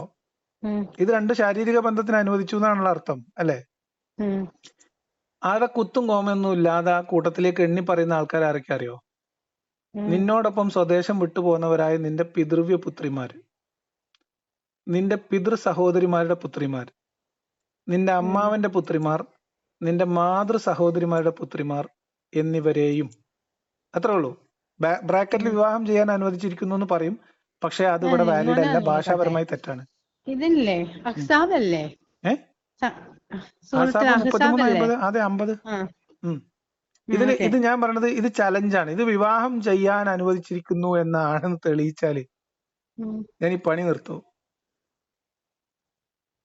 ഭാഷാപരമായി തെളിയിക്കണം. അതായത് നബിയെ, നീ വിവാഹമൂല്യം കൊടുത്തിട്ടുള്ളവരായി നിന്റെ ഭാര്യമാരെ നിനക്ക് നാം അനുവദിച്ചു തന്നിരിക്കുന്നു. അതിന്റെ തുടർച്ചയായിട്ട് പറയണം. അവിടെ മാത്രമേ ഫുൾ സ്റ്റോപ്പ് ഉണ്ട്. അവിടെ മാത്രമേ തുടർച്ച. അള്ളാഹു നിനക്ക് യുദ്ധത്തിൽ അധീനപ്പെടുത്തി തന്ന കൂട്ടത്തിൽ വലങ്കൈ ഉടമപ്പെടുത്തിയ അടിമ സ്ത്രീകളെയും എന്ന് പറയുമ്പോൾ നമ്മളെ വിവാഹമൂല്യം ഫസ്റ്റത്തെ സെന്റൻസിലെ ഉള്ള ഗണത്തിനോട് ഇത് ചേർക്കുകയാണ്. അവരോട് കൂടെ ഇവരെയും, അല്ലെ? വിവാഹമൂല്യം കൊടുത്തിട്ടുള്ള നിന്റെ ഭാര്യമാരെ വിവാഹം ചെയ്യാനല്ലല്ലോ അനുവദിച്ചിട്ടുള്ളത്, അവരൊരു ശാരീരിക ബന്ധമാണ് അനുവദിച്ചിട്ടുള്ളത്. അടിമ സ്ത്രീകൾ, അധീനപ്പെടുത്തി കിട്ടിയ സ്ത്രീകളെയും വിവാഹം ചെയ്യേണ്ട ആവശ്യമില്ല, അവരെയും ശാരീരിക ബന്ധത്തിനാണ് അനുവദിച്ചിട്ടുള്ളത്.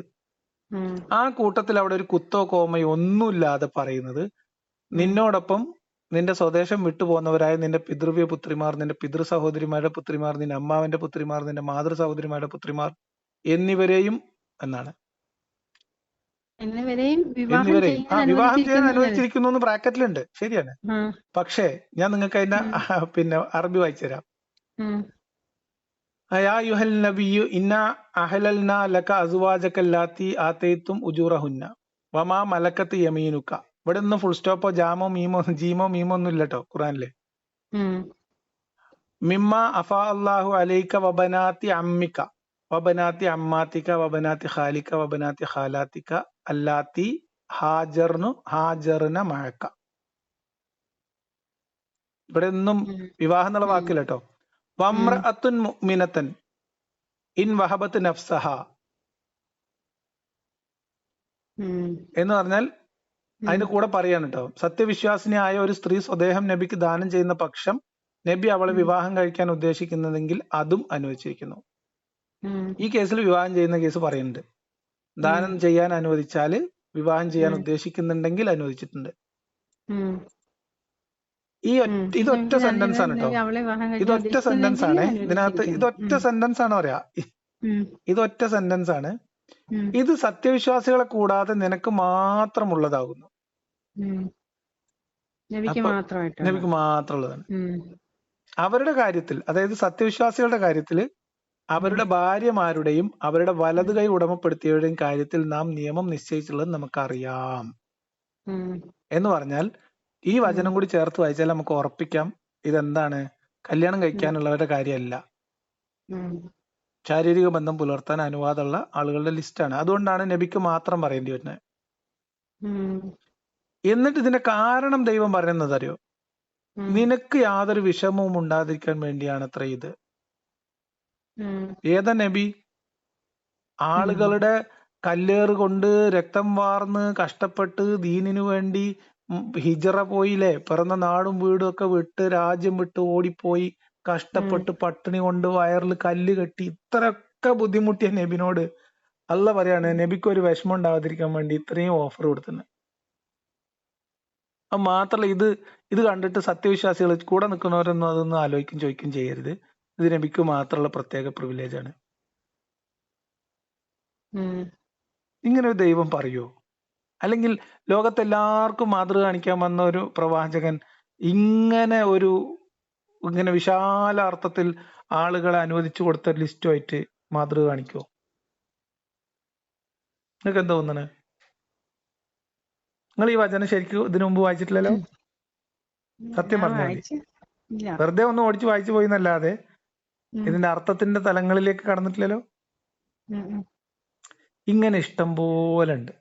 ഹദീസ് ഒന്നും തുറന്നു നോക്കിയാൽ പിന്നെ നിങ്ങൾ ഇസ്ലാം എന്ന് പറയുന്ന പേര് ബോർഡ് വെച്ച ഭാഗത്തുകൂടി വരാതെ ഓടും. ഇനി സ്ത്രീകളെ സംരക്ഷിക്കുന്നതുമായി ബന്ധപ്പെട്ടിട്ടുണ്ട് ഒരുപാട് കാര്യങ്ങൾ കർമ്മശാസ്ത്രത്തിലുണ്ട്. അതായത് ഇപ്പൊ നിങ്ങൾ ഒരു ദിവസം കല്യാണം കഴിഞ്ഞു, ഭാവിയിൽ ഇൻഷാ അല്ലാഹ് നിങ്ങൾ നല്ലൊരു ഈമാനുള്ള തക്കവുള്ള ഒരു മൗലിയാരോ അല്ലെങ്കിൽ ഒരു വിശ്വാസിയായിട്ടുള്ള ഒരാളെ കല്യാണം കഴിച്ചിട്ട് ശാരീരിക ബന്ധത്തിന് ക്ഷണിക്കുന്ന സമയത്ത് നിങ്ങൾ പറയാണ് അല്ല എനിക്കിന്ന് മൂടില്ല എന്ന് പറഞ്ഞാൽ നിങ്ങൾക്ക് അന്ന് ചെലവിന് തരാനുള്ള ഉത്തരവാദിത്വം പോലും ഭർത്താവിനുണ്ടാവില്ല. അതാണ് സ്ത്രീ സംരക്ഷണ ഇസ്ലാമില്. ഞാൻ വെറുതെ പറയണല്ല, നിങ്ങൾക്ക് ആവശ്യമുണ്ടെങ്കിൽ പക്ഷെ ഞാൻ കാര്യം പറയട്ടെ, പക്ഷെ ഇന്ന് അവര് എത്ര നല്ലോണം ജീവിക്കുന്നത്. മുസ്ലിങ്ങൾ ജീവിക്കുന്നതിനെ കുറിച്ചോ മുസ്ലിങ്ങളെ കുറിച്ചേ അല്ല ചർച്ച. ഇസ്ലാം എന്ന് പറയുന്ന പ്രത്യയശാസ്ത്രത്തെ കുറിച്ചാണ്, ഐഡിയോളജിയെ കുറിച്ചാണ്. അപ്പൊ നിങ്ങൾ ഐഡിയോളജിയിലേക്ക് എടുത്തു ചാടിയതിനു ശേഷമാണ് ഇതിനെ കുറിച്ചൊക്കെ ഞാൻ ഈ പറഞ്ഞ കാര്യം. അതായത് വിവാഹം കഴിഞ്ഞ സ്ത്രീ, നമുക്ക് എന്തുകൊണ്ട് നല്ല കാര്യങ്ങൾ ഉൾക്കൊണ്ടുകൂടാ? അതിപ്പോ നിങ്ങൾക്ക് ഏത് മാത്രം ചെയ്യാലോ. അങ്ങനെയല്ലേ ഞാൻ ജീവിക്കുന്നത്, നല്ല കാര്യങ്ങൾ ഉപയോഗപ്പെടുത്തി മനുഷ്യർക്ക് നമ്മളെ ചുറ്റുമുള്ള മനുഷ്യരോട് നന്മ ചെയ്ത് അല്ലെങ്കിൽ അവർക്ക് ഉപദ്രവം ചെയ്യാതെ നമ്മൾ സ്വസ്ഥായി സമാധാനമായി ജീവിക്കല്ലേ. അതിനിപ്പോ നിങ്ങൾ ഏതെങ്കിലും ഒരു കുണ്ടിൽ നിന്ന് വേറെ കുണ്ടിലോട്ട് ചാടണം നിർബന്ധമൊന്നുമില്ല. എപ്പോഴും നമ്മൾ മനുഷ്യര് നിങ്ങൾ പേടിക്കണ്ട. നമ്മൾ ഡി ദഅവ എന്ന് പറയുന്ന ഒരു ക്യാമ്പയിൻ, ഇപ്പൊ ഈ ദഅവത്ത് എന്ന് പറയുന്ന ഒരു പരിപാടി നടക്കുന്നുണ്ട് ഇസ്ലാം കേരളത്തിൽ, അറിയാലോ. അത് നിങ്ങൾക്ക് ഇപ്പൊ ആരെങ്കിലുമൊക്കെ പറയുന്നുണ്ടോ? അതായത് നമ്മൾക്ക് ഇത് കിട്ടിക്കഴിഞ്ഞാൽ നമ്മളിത് അടുത്ത ആളുകൾക്ക് പരിചയപ്പെടുത്തി കൊടുക്കണം, അങ്ങനെ ഒരു ഉദ്ദേശത്തിലും കൂടി ആയിരിക്കുമല്ലോ ഇപ്പൊ നിങ്ങൾ എന്നെ വിളിച്ചിട്ടുണ്ടാവുക. ഞാൻ എന്തുകൊണ്ടാണ് ഇങ്ങനെ ഇസ്ലാമിനെ കുറിച്ച് പറയണത്, എല്ലാം ശരിയായ ഒരു മാത്രം അല്ല, നിങ്ങൾക്ക് തോന്നിയിട്ട്, അത് നിങ്ങൾക്ക് തോന്നുമല്ലോ, അത് നിങ്ങളുടെ മതപരമായിട്ടുള്ള ഒരു തോന്നലാണല്ലോ.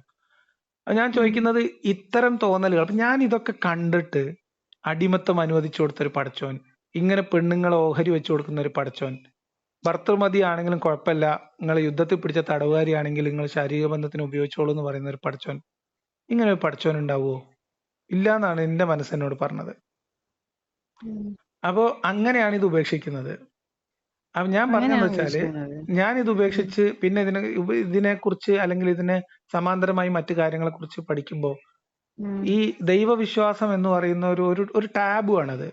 ആളുകളിൽ ചെറിയ പ്രായം തൊട്ട് സമൂഹം, ഒരു ദൈവമില്ലേ? ഞാൻ ഇപ്പൊ വിശ്വസിക്കുന്ന വെച്ചാൽ ഏക ദൈവത്തിലാണ്. ഞാൻ മുസ്ലിം മതം പ്രകാരം കൺവേർട്ട് ചെയ്തിട്ടൊന്നും ഇല്ല, മനസ്സിലായോ? പക്ഷെ ഞാൻ മുസ്ലിമായി മാറിയിട്ടില്ല. മുസ്ലിം മതത്തിലാണ് ഞാൻ വിശ്വസിക്കുന്നത്. എന്നുവെച്ചാൽ നമ്മുടെ ആ മതത്തിൽ വിശ്വസിക്കുന്നുള്ളൂ, നിങ്ങൾ ഷഹാദത്ത് കലിമ ചൊല്ലിയിട്ടില്ല. അല്ല, കലിമ ചൊല്ലിയാൽ പിന്നെ നിങ്ങൾ പിന്നെ അതിന്ന് തിരിച്ചു പോകാൻ മുർത്തതാണ്. നിങ്ങൾ രക്ഷപ്പെട്ടു. കലിമ ചൊല്ലിയിട്ടില്ലെങ്കിൽ ചൊല്ലുന്നതിന് മുമ്പ് നല്ലോണം ഒന്നുകൂടി ആലോചിച്ചോളി. വേണമെങ്കിൽ 1-2 സെഷൻ എന്നോട് ഇരുന്നോളി. ഞാൻ നിങ്ങൾക്ക് ഇത് എന്താന്ന് ശരിക്കും മനസ്സിലാക്കി തരാം. നമ്മൾ എടുത്തു ചാടിയിട്ട് നമ്മൾ പറയില്ലേ, ഒരാവേശത്തിന് കിണറ്റ് ചാടിയാലേ 9 എനിക്ക് നല്ല ഉറപ്പുണ്ടോ, നല്ല വിശ്വാസമുണ്ട്. അല്ല അതായിക്കോട്ടെ, ഞാൻ നിങ്ങളെ വിശ്വാസത്തെ വിശ്വസിക്കുന്നുണ്ട്. ഞാൻ നിങ്ങളെ വിശ്വാസത്തെ ഞാൻ മുസ്ലിം മത വിശ്വാസത്തിലോട്ട് വന്നതിന് ശേഷം എനിക്ക് നല്ല ബോധ്യപ്പെട്ടു. അല്ല അതൊക്കെ ആയിക്കോട്ടെ, ഞാൻ പറഞ്ഞത് നിങ്ങൾ മുസ്ലിം മതത്തിൽ വന്നിട്ടില്ല. മുസ്ലിം മതത്തിലേക്ക് വരിക അല്ലെങ്കിൽ ഇസ്ലാം സോഷ്യലൈസ് ചെയ്ത ഇപ്പൊ സൊസൈറ്റിയുടെ മുന്നിൽ ഒരു മുസ്ലിമായിട്ടല്ല. അല്ല ആയിക്കോട്ടെ, നിങ്ങൾ അതാ പറഞ്ഞത്. അതുകൊണ്ട് തന്നെ നിങ്ങൾ മുസ്ലിം അല്ല, സോഫാർ നിങ്ങൾ മുസ്ലിം അല്ല. എന്തുകൊണ്ടാന്ന് വെച്ചാൽ അങ്ങനെ പറ്റൂല. ഇസ്ലാമിന് അങ്ങനെ നിബന്ധന ഉണ്ട്, പറഞ്ഞുതരാം. ഒരാൾ മുസ്ലിം ആവുക എന്ന് പറയുന്നതിന്റെ ഒന്നാമത്തെ സ്റ്റെപ്പ്. ഇല്ല, കലിമ ചൊല്ലാത്തവർ മുസ്ലിം അല്ല. കലിമ ചൊല്ലുന്നവർ, കലിമ ചൊല്ലുന്നവർ മുസ്ലിമാണ്. കലിമ ചൊല്ലണം. അതിനുശേഷം ഞാൻ ഇതൊന്നും ചെയ്തിട്ടില്ല, അമ്പലങ്ങളിൽ പോയിട്ടില്ല. അല്ല, കലിമ ചൊല്ലിയോ നിങ്ങള്? നിങ്ങൾ കലിമ ചൊല്ലിയിട്ടില്ല എന്നാണോ? കലിമ ചൊല്ലിയിട്ടുണ്ട്. ഞാൻ പറഞ്ഞത് ഞാൻ ഒഫീഷ്യലി മുസ്ലിം ആയിട്ടില്ലെന്നാ ഞാൻ പറഞ്ഞത്. എന്ന് വെച്ചാൽ വേറെ മതപഠന കേന്ദ്രത്തിൽ പോവുകയോ അങ്ങനെയൊന്നും ചെയ്ത് മുസ്ലിം ആയിട്ടില്ലെന്ന്. പിന്നെ നിങ്ങൾക്ക് കലിമ ചൊല്ലി തന്നത്? ഞാൻ ചൊല്ലി പഠിച്ചിട്ട്. എങ്ങനെ? ഞാൻ പഠിച്ചിട്ട് ഞാനൊരു വർഷം ഇങ്ങനെ പ്രാർത്ഥിക്കുന്ന മുസ്ലിമായിട്ട് ജീവിക്കുന്ന തീരുമാനം എടുത്തിട്ട്. അല്ല, എങ്ങനെ നിങ്ങൾ കലിമ ചൊല്ലിയത്? ഞാൻ ഇങ്ങനെ കണ്ട്, ഞാൻ ഗൂഗിളിൽ സെർച്ച് ചെയ്തു, അങ്ങനെ ഞാൻ കണ്ടിട്ട് അതൊന്നും എന്താ പറയാ, അതൊന്നും കാമിലാവില്ല എന്നാണ് ഞാൻ പറയാം. നിങ്ങളെ കലിമ കാമിലായിട്ടില്ല. ഞാൻ പക്ഷേ ദൈവത്തിന്റെ മുന്നിൽ ഞാൻ മുസ്ലിം ആണല്ലോ. അല്ല അതായിക്കോട്ടെ, അവിടുന്ന് രക്ഷപ്പെടാൻ വലിയ കുഴപ്പമൊന്നുമില്ല. അപ്പം ദൈവത്തിന്റെ മുമ്പിൽ നിങ്ങൾ മുസ്ലിം ആയി, അവിടുന്ന് നിങ്ങൾ തിരിഞ്ഞോടിയാൽ ഒരു കുഴപ്പമില്ല. പക്ഷെ നാട്ടുകാരുടെ മുമ്പിൽ നിങ്ങൾ മുസ്ലിം ആയിട്ട് പിന്നെ തിരിഞ്ഞോടുമ്പോ കുറച്ച് പ്രശ്നമുണ്ടാവും. നാട്ടുകാരുടെ മുന്നിൽ ആയിട്ടില്ല. അങ്ങനെ ആയാലാണ് കുഴപ്പം. അങ്ങനെ ആയാലാണ് നിങ്ങൾ മറ്റേത് നിങ്ങളെ പഠിച്ചവനും തമ്മിൽ മാത്രം അറിയുന്ന കാര്യം, രഹസ്യമാണ്. ആഗ്രഹമുണ്ട്, എനിക്ക് ആഗ്രഹമുണ്ട്. ആ ആഗ്രഹത്തിന് മുൻപ് ഞാൻ അതാ പറഞ്ഞത്, നമ്മൾ ഡീദഴവ സെന്റർ കൊണ്ട് ഉദ്ദേശിക്കുന്നത് ആ കുണ്ടിലോട്ട് എടുത്തു ചാടിയവരോ ചാടാൻ ആഞ്ഞു നിൽക്കുന്നവരോ ആയിട്ടുള്ള മനുഷ്യർക്ക് ഒരു ഒരു ഒരു ലൈഫ് ലൈൻ കൂടെ കൊടുക്കുകയാണ് നമ്മൾ ഡീദഴവ ക്യാമ്പയിൻ കൊണ്ട് ഉദ്ദേശിക്കുന്നത്. ദഴവ എന്ന് പറയുന്നതിന് ഓപ്പോസിറ്റ് ആയിട്ടുള്ള നമ്മളുടെ ഒരു കൗണ്ടർ പ്രൊജക്ട് ആണ് ഡീദഴവ. ഞാൻ വിശ്വസിക്കുന്ന ലാ ഇലാഹ ഇല്ലല്ലാഹ് മുഹമ്മദ് റസൂലുള്ളാഹ്. നിങ്ങൾ അന്ധവിശ്വാസല്ലേ? Without any proof. നിങ്ങളുടെ ഒരു തോന്നല് അത് നിങ്ങൾ വൺസ് നിങ്ങൾ ഒഫീഷ്യലി അനൗൺസ് ചെയ്യുകയും, ഇപ്പൊ ഷഹാദത്ത് കലിമയുടെ നിബന്ധന തന്നെ മനസ്സിൽ ഉറപ്പിച്ച് നാവ് കൊണ്ട് വെളിവാക്കി ചൊല്ലണം. കാര്യം ചോദിക്കട്ടെ, ഞാൻ അതിനുശേഷം ഇവിടെ പ്രാർത്ഥിക്കുമ്പോഴൊന്നും അമ്പലത്തിലൊന്നും പോയിട്ടില്ല. ഇതുവരെ ഒരു 1.5-2 കാര്യമില്ല. ഞാനും അമ്പലത്തിൽ പോയിട്ടില്ല. അമ്പലത്തിൽ ഞാനും വേറെ ദൈവങ്ങളെ ആരാധിക്കില്ല. ഞാൻ 5 നേരം നിസ്കരിക്കുന്നുണ്ട്. ഇതൊന്നും കാര്യമില്ലാന്നറിയാം. ഇതൊക്കെ നിങ്ങള് ദൈവത്തിന്റെ മുന്നിൽ കാര്യം ഉണ്ടാവല്ലോ. നിങ്ങളുടെ വിശ്വാസത്തെ ഞാൻ ചലഞ്ച് ചെയ്യുന്നില്ല. പക്ഷെ ഇസ്ലാം എന്ന് പറയുന്നത് നിങ്ങൾ വിചാരിച്ച പോലത്തെ ഒരു സാധനമേ അല്ല. ഇത് 6-ാം നൂറ്റാണ്ടിന്റെ അവസാനത്തിലും 7-ാം നൂറ്റാണ്ടിലും അറേബ്യയിൽ ജീവിച്ച ഒരു ഗോത്ര നേതാവിന്റെ ആ ജനതയുടെ മുകളിൽ അദ്ദേഹം ഉണ്ടാക്കിയ നിയമസംഹിത മാത്രമാണ്. അതായത് നമ്മുടെ നാട്ടിൽ പണ്ട് മനുസ്മൃതി ഉണ്ടായിരുന്ന ഈ ജീസസിന്റെ വചനങ്ങൾ ഭയങ്കര ഇഷ്ടമാണ് കേട്ടോ. പുതിയ നിയമത്തിലെ ബൈബിള് വായിച്ചിട്ട് അല്ല, ഇതിനേക്കാളും ഭേദമാണ്. പഴയ നിയമങ്ങൾ ഒഴിവാക്കിയിട്ട് നിങ്ങൾ പുതിയ നിയമം എടുക്കുകയാണെങ്കിൽ ഇതിനേക്കാൾ ബെറ്റർ ആയിരിക്കും. പുതിയ നിയമത്തില് എനിക്ക് ഭയങ്കര ഇഷ്ടമാണ്. ജീസസിനെ എനിക്ക് ഭയങ്കര ഇഷ്ടമാണ്. പക്ഷെ ജീസസ് മരിച്ച് പിന്നെ എന്ത് ജീസസ് ഹലാക്കിനാണ് നിങ്ങൾ ഈ കിണറ്റിൽ ചാടാൻ പോകുന്നത് ക്രൂസിഫൈ ഞാൻ ചോദിക്കുന്നത്. പാപങ്ങൾക്ക് ക്രൂസിഫൈ ചെയ്തെന്നുള്ള ആ ഒരു ഇത് എനിക്ക് അത്ര ഇതായില്ല. കാര്യം എന്ന് വെച്ചാൽ നമ്മുടെ പാപങ്ങൾക്ക് നമ്മൾ പാപം ചെയ്തിട്ട് എങ്ങനാ ജീസസ് ദൈവം ഇവര് തന്നെയല്ലേ പറയുന്ന പാപത്തിന്, അതിലെന്താ തെറ്റ്? ബൈബിളിൽ നിന്ന് ഞാൻ അല്ല, അത് പഠിച്ചത് ദൈവത്തിന് ഉത്തരവാദിത്തല്ലേ? പാപം ജീസസ് ചെയ്യുന്നത്, ദൈവമല്ല, പാപം ദൈവമല്ല ചെയ്യുന്നത് എന്നാണ്. പൈശാചിക പ്രേരണ കൊണ്ടാണ്, അല്ലേ? പക്ഷെ ഇവിടെ ക്രിസ്ത്യൻസ് വിശ്വസിക്കുന്നത് ജീസസ് ദൈവമാണെന്നല്ലേ. അല്ല, ഞാൻ ആയിക്കോട്ടെ, ബൈബിൾ വായിച്ചപ്പോ ഒരിടത്ത് ഞാൻ പോലും പറഞ്ഞത് ജീസസ് ഇതിനേക്കാളൊക്കെ ദൈവമാണെന്ന് ബെറ്റർ പറയുന്നില്ല. ആണെന്ന് ഞാൻ പറയാം. പക്ഷെ ജീസസിനെ ഇഷ്ടമാണ്. അത് ഞാൻ ആയിക്കോട്ടെ, ഞാൻ പ്രവാചകനും പറഞ്ഞത് അതിലിപ്പോ നമുക്കൊരു ഒരു റാഷണൽ ആയിട്ട് ആലോചിക്കാണ്.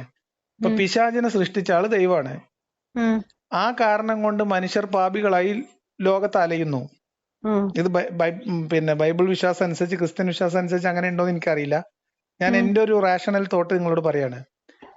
അപ്പം ആ മനുഷ്യർ ഈ പിശാചിനാൽ പാപം ചെയ്യപ്പെട്ടവരായി ഭൂമിയിൽ കഷ്ടപ്പെടുന്നു, അല്ലെങ്കിൽ ഭൂമിയിൽ ഇങ്ങനെ പാപം ചെയ്യുന്നു. അപ്പൊ ആ പാപത്തിന്റെ പാപഭാരം ഏറ്റെടുക്കാൻ വേണ്ടിയിട്ട് ദൈവം തന്നെ വന്ന് അത് സ്വയം ഏറ്റെടുക്കുന്നത് നല്ലതാണെന്നാണ് ഞാൻ പറയുന്നത്. കാരണം ചെയ്ത കാര്യത്തിന് കൊന്ന പാപം തിന്നാ തീരുന്നല്ലേ.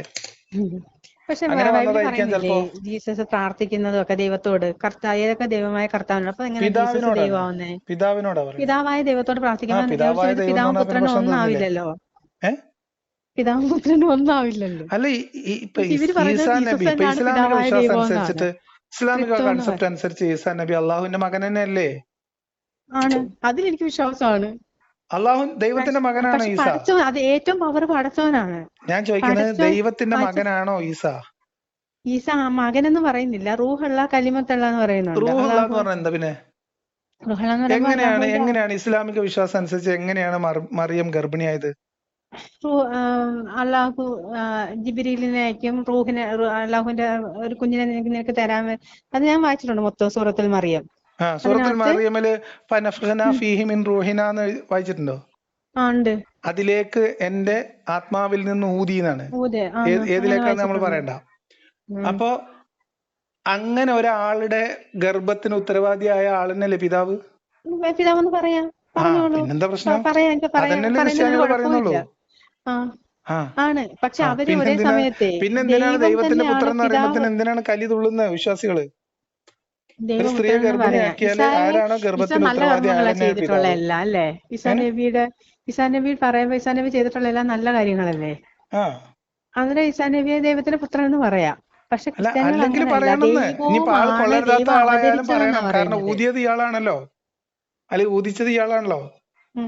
ഒന്നീ അള്ളാഹുവിന്റെ കുട്ടി അല്ലെങ്കിൽ ജിബ്രീലിന്റെ കുട്ടി, ഈ രണ്ടിലൊരു ഓപ്ഷനിലേ ഉള്ളൂ. പടച്ചോന്റെ മകൻ തന്നെയാണ്. പടച്ചോൻ അയച്ച. അപ്പൊ തന്നെ നിങ്ങൾ ഇസ്ലാമിൽ നിന്ന് പുറത്തായി. മകനെന്നല്ല അങ്ങനെ പറയാം ഞാൻ. പക്ഷെ അങ്ങനെ വിശ്വസിക്കുന്നുണ്ട്. എന്താണ് നിങ്ങൾ ദേവാ കോളേജിൽ പോകാതെ മുസ്ലിം? ഞാൻ പറയട്ടെ, ഇതിനകത്ത് പറയുന്നുണ്ട് പഠിച്ചവൻ ആരെയും ക്ലാസ്സിലാണോ? ഇതിനാണ് എനിക്ക് അറിയത്തില്ല.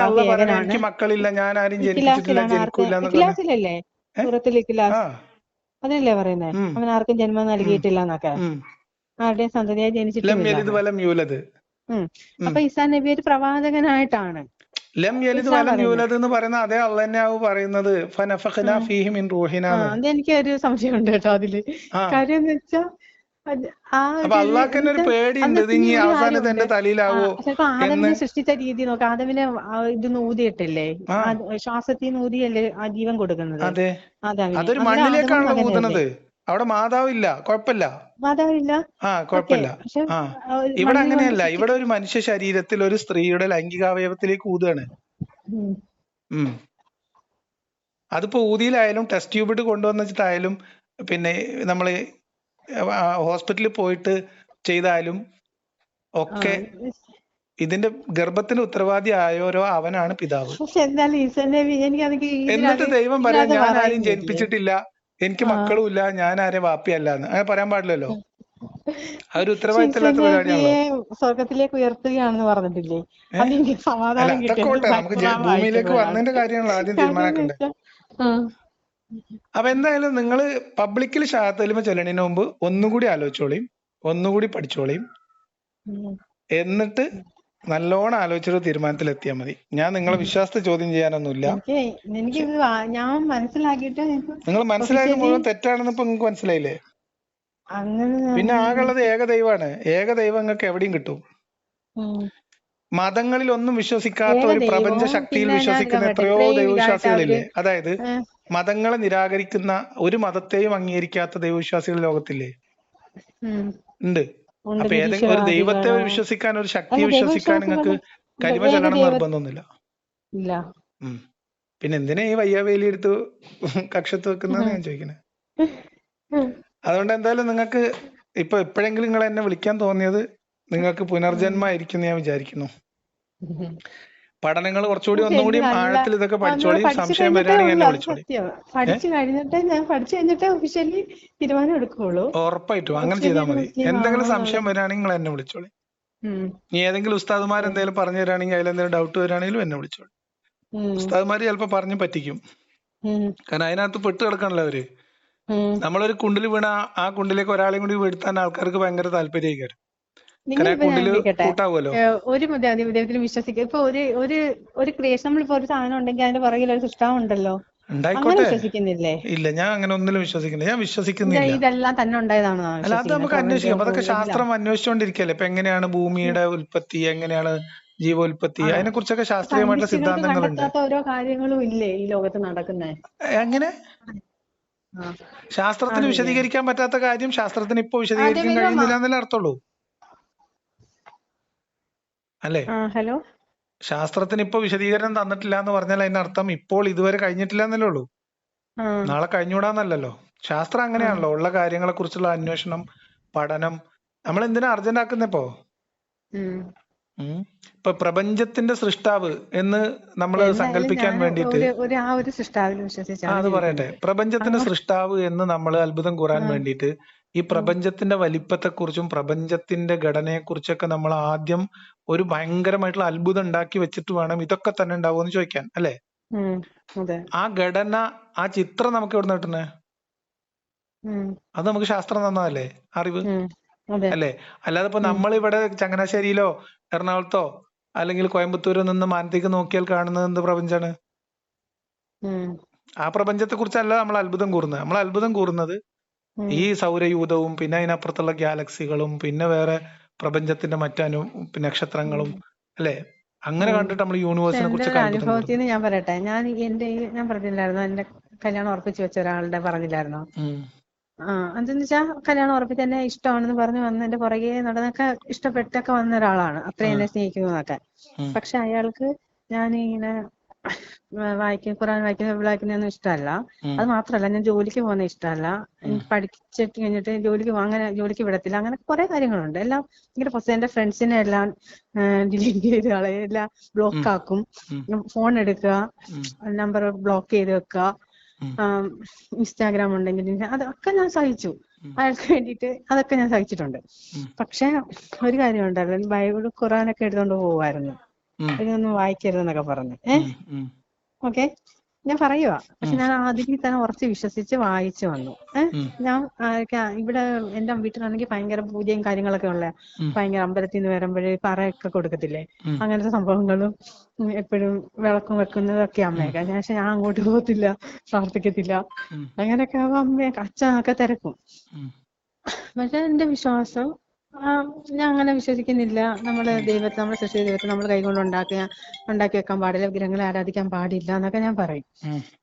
പക്ഷെ ഇവരതിന് പിന്നെ എന്നെ എതിർക്കുന്നില്ല. എന്റെ വിശ്വാസത്തിൽ ഞാൻ വെക്കോട്ടെ.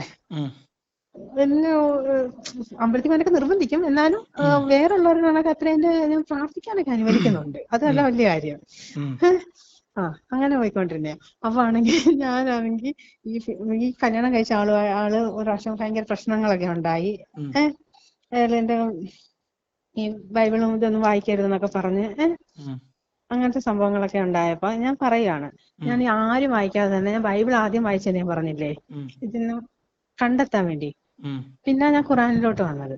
അപ്പൊ ബൈബിളിൽ ആദ്യം വായിച്ചപ്പം ഞാൻ ആരും പറഞ്ഞ എല്ലാരും വിശ്വസിക്കത്തില്ലായിരിക്കും, അറിയില്ല. പക്ഷെ ഞാൻ കള്ളം പറയല്ല, എന്റെ അമ്മ സത്യം. എന്ന് വെച്ചാൽ ഞാൻ ബൈബിള് വായിച്ചിട്ട് ഈ പഴയ നിയമം കഴിഞ്ഞിട്ട് പുതിയ നിയമം എടുക്കാനുണ്ട്. ഇംഗ്ലീഷ് ബൈബിളായിരുന്നേ. എന്നിട്ട് പുതിയ നിയമം എടുക്കാൻ നേരത്ത് ഞാൻ ഈസാ നബിന്ന് കേട്ടിട്ട് കൂടിയില്ല. ജീസസ് എനിക്ക് അറിയാം ഒരുപാട്, ജീസസ് നമ്മള് കേൾക്കുമല്ലോ. ഫ്രണ്ട്സ് വഴി എല്ലാം. പക്ഷെ ആരും മുസ്ലിം ഫ്രണ്ട്സ് ഉണ്ടെങ്കിൽ എല്ലാവരും മുഹമ്മദ് നബിയെ കുറിച്ചേ പറഞ്ഞിട്ടുള്ളൂ, ഈസാ നബിയെ കുറിച്ച് പറഞ്ഞിട്ട് പോലും ഇല്ല. എന്നിട്ട് എന്റെ മൈൻഡില് തന്നെ തോന്നി ഇസയാണ് ഇനി വരുന്നത് ഇസയാണെന്ന് എനിക്കിങ്ങനെ തോന്നി എന്റെ മൈൻഡില്. സത്യം പറയുന്നത്, എന്റെ മൈൻഡിൽ ഇങ്ങനെ തോന്നി ഈസ. പക്ഷെ എനിക്ക് ഈസ ആരാന്ന് അറിയില്ല. ഞാൻ എടുത്ത് വായിച്ച് ജീസസിനെ വായിക്കുകയും ഒരുപാട് ബൈബിൾ കോട്ട്സ് ഒക്കെ എനിക്ക് ഭയങ്കര ഇഷ്ടമുള്ള ബൈബിൾ കോട്ട്സ് ഒക്കെ ഉണ്ട്. Even if mother forget her child but I will never forget U എന്നൊക്കെ ഇല്ലേ, പെറ്റമ്മ നിന്നെ മറന്നാലും ഞാൻ നിന്നെ മറക്കില്ല, നിന്റെ ഉള്ളം കയ്യിൽ വരച്ചിരിക്കുന്നു എന്നൊക്കെ. അങ്ങനെ കുറെ ജീസസിന്റെ കുറെ വചനങ്ങളും ജീസസ് ഇസ് എ ട്രൂത്ത് എന്നൊക്കെ പറഞ്ഞ കുറെ ഇല്ലേ. അങ്ങനെ പിന്നെ ജീസസ് പഠിപ്പിച്ച കുറെ വചനങ്ങളും ഒക്കെ ഉണ്ടല്ലോ. അതൊക്കെ എന്നെ ഒരുപാട് സ്വാധീനിച്ചിട്ടുണ്ട്. അപ്പൊ അതെല്ലാം ഞാൻ ജീസസ് എന്നാണ്. പക്ഷെ എനിക്ക് ആദ്യം വായിക്കുന്ന ഈസ, ഈ പേര് എനിക്ക് ഇടയ്ക്കിടയ്ക്ക് ഈസ, പക്ഷെ ആരും പറയാതെ വന്നതാണ് ആ പേര്. മുഹമ്മദ് ഈസ പെരുമ്പാവൂർന്ന് ഇടയ്ക്കിടയ്ക്ക് കേട്ടിട്ടായിരിക്കും. അല്ല, സത്യം മുഹമ്മദ് ഈസ പെരുമാറുന്നത് ഞാൻ ഇപ്പോഴാണ് കേൾക്കുന്നത്. ഇപ്പൊ കേട്ടതാണത് അയാളുടേത്. ഞാൻ മുസ്ലിം ആയതിനു ശേഷമാണ്. പക്ഷെ ആ ഈസ എന്നുള്ള പേര് ഇത് ഞാൻ പറഞ്ഞില്ല, ഇപ്പൊ ഒരു 1.5-2 വർഷം ആയതേ ഉള്ളൂ ഞാൻ മുസ്ലിം ഇത് വിശ്വസിക്കാൻ വന്നിട്ട്, ഖുർആൻ എന്റെ കൈ കിട്ടിയിട്ട്. അതിനു മുമ്പ് ഞാൻ ബൈബിൾ വായിച്ചപ്പോഴാണ് ഈസ എന്നുള്ള പേര്. അതില് അത്ഭുതപ്പെടാനൊന്നുമില്ല നീ, അതൊക്കെ നമ്മുടെ സബ് കോൺഷ്യസ് മൈൻഡിൽ എവിടുന്നോ കേറിപ്പെട്ടതാണ്. അത് ഓക്കേന്ന് വെച്ചോ. പക്ഷെ ഞാൻ എന്റെ ഈ കല്യാണം കഴിച്ച ചെറുക്കനാണെങ്കിൽ എന്നോട് ഭയങ്കര ടോർച്ചർ ചെയ്യും. എന്റെ ഫ്രണ്ട്സിനെ എല്ലാരും, ഇപ്പൊ ഗേൾസ് ആയിരിക്കും ഫ്രണ്ട്സ്, പക്ഷെ ആ ഗേൾസിനോട് പോലും സംസാരിക്കുന്നത് ഇഷ്ടമല്ല. അവരെല്ലാരെയും പിടിച്ച് ബ്ലോക്ക് ചെയ്യുന്ന സ്വഭാവമാണ് അവര്.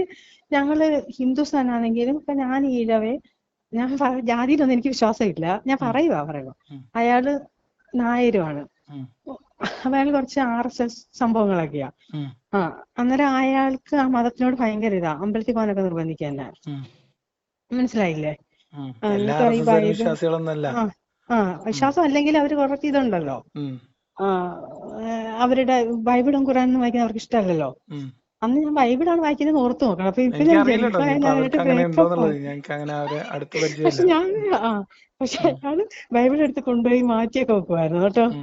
എന്നിട്ട് പക്ഷെ ബൈബിളിൽ വായിച്ചിട്ട് ഞാൻ തന്നെ വിചാരിക്കാൻ തുടങ്ങി, യേശു പ്രാർത്ഥിച്ചിരുന്നല്ലോ. പക്ഷെ ഇവര് പ്രാർത്ഥിക്കുമ്പോഴെല്ലാം പിതാവായ ഇവര് യേശുവിനോട് തന്നെ പ്രാർത്ഥിക്കുന്നത്. പക്ഷെ യേശു പ്രാർത്ഥിച്ച ദൈവത്തെ അല്ലേ നമ്മൾ പ്രാർത്ഥിക്കേണ്ടതെന്ന് ഞാൻ ബൈബിൾ വായിച്ചിട്ട് വിചാരിച്ചാ. യേശു പ്രാർത്ഥിച്ച ഇതിനകത്ത് ബൈബിളിൽ തന്നെ പറയുന്നുണ്ട്, എന്നെ കർത്താവേ കർത്താവേ എന്ന് എന്നെ വിളിക്കുന്നതിനല്ല, അവസാന കാലഘട്ടം ആകുമ്പോൾ ഞാൻ അവരെ തള്ളി പറയും, അവരെല്ലാം സ്വർഗ്ഗരാജ്യത്തിന് അവകാശികളാകുന്നത് എന്റെ പിതാവിൽ വിശ്വസിക്കുന്നവരാണ്, എന്റെ പിതാവിനോട് പ്രാർത്ഥിക്കുന്നവരാണെന്ന്. അപ്പൊ യേശു പ്രാർത്ഥിച്ച ഒരു ദൈവം ഉണ്ടല്ലോ, അതായിരുന്നു ഞാൻ ആദ്യം ചിന്തിച്ചത്. ആ ദൈവം, പക്ഷെ യേശുവിനെ എനിക്ക് ഭയങ്കര ഇഷ്ടമാണ്. അത് പക്ഷെ ദൈവമല്ല, നല്ലൊരു പ്രവാചകനുമാണ്, ദൈവത്തിന്റെ പുത്രനുമാണെന്ന് വിശ്വസിച്ച്. ഗോഡ്സ് ചൈൽഡ് എന്നൊക്കെ ഞാൻ എഴുതി വെച്ചിട്ടുണ്ടായിരുന്നു എന്റെ ഡയറിയിലൊക്കെ. അതൊക്കെ ഞാൻ ഇപ്പോഴും ആ ഒരു വിശ്വാസം.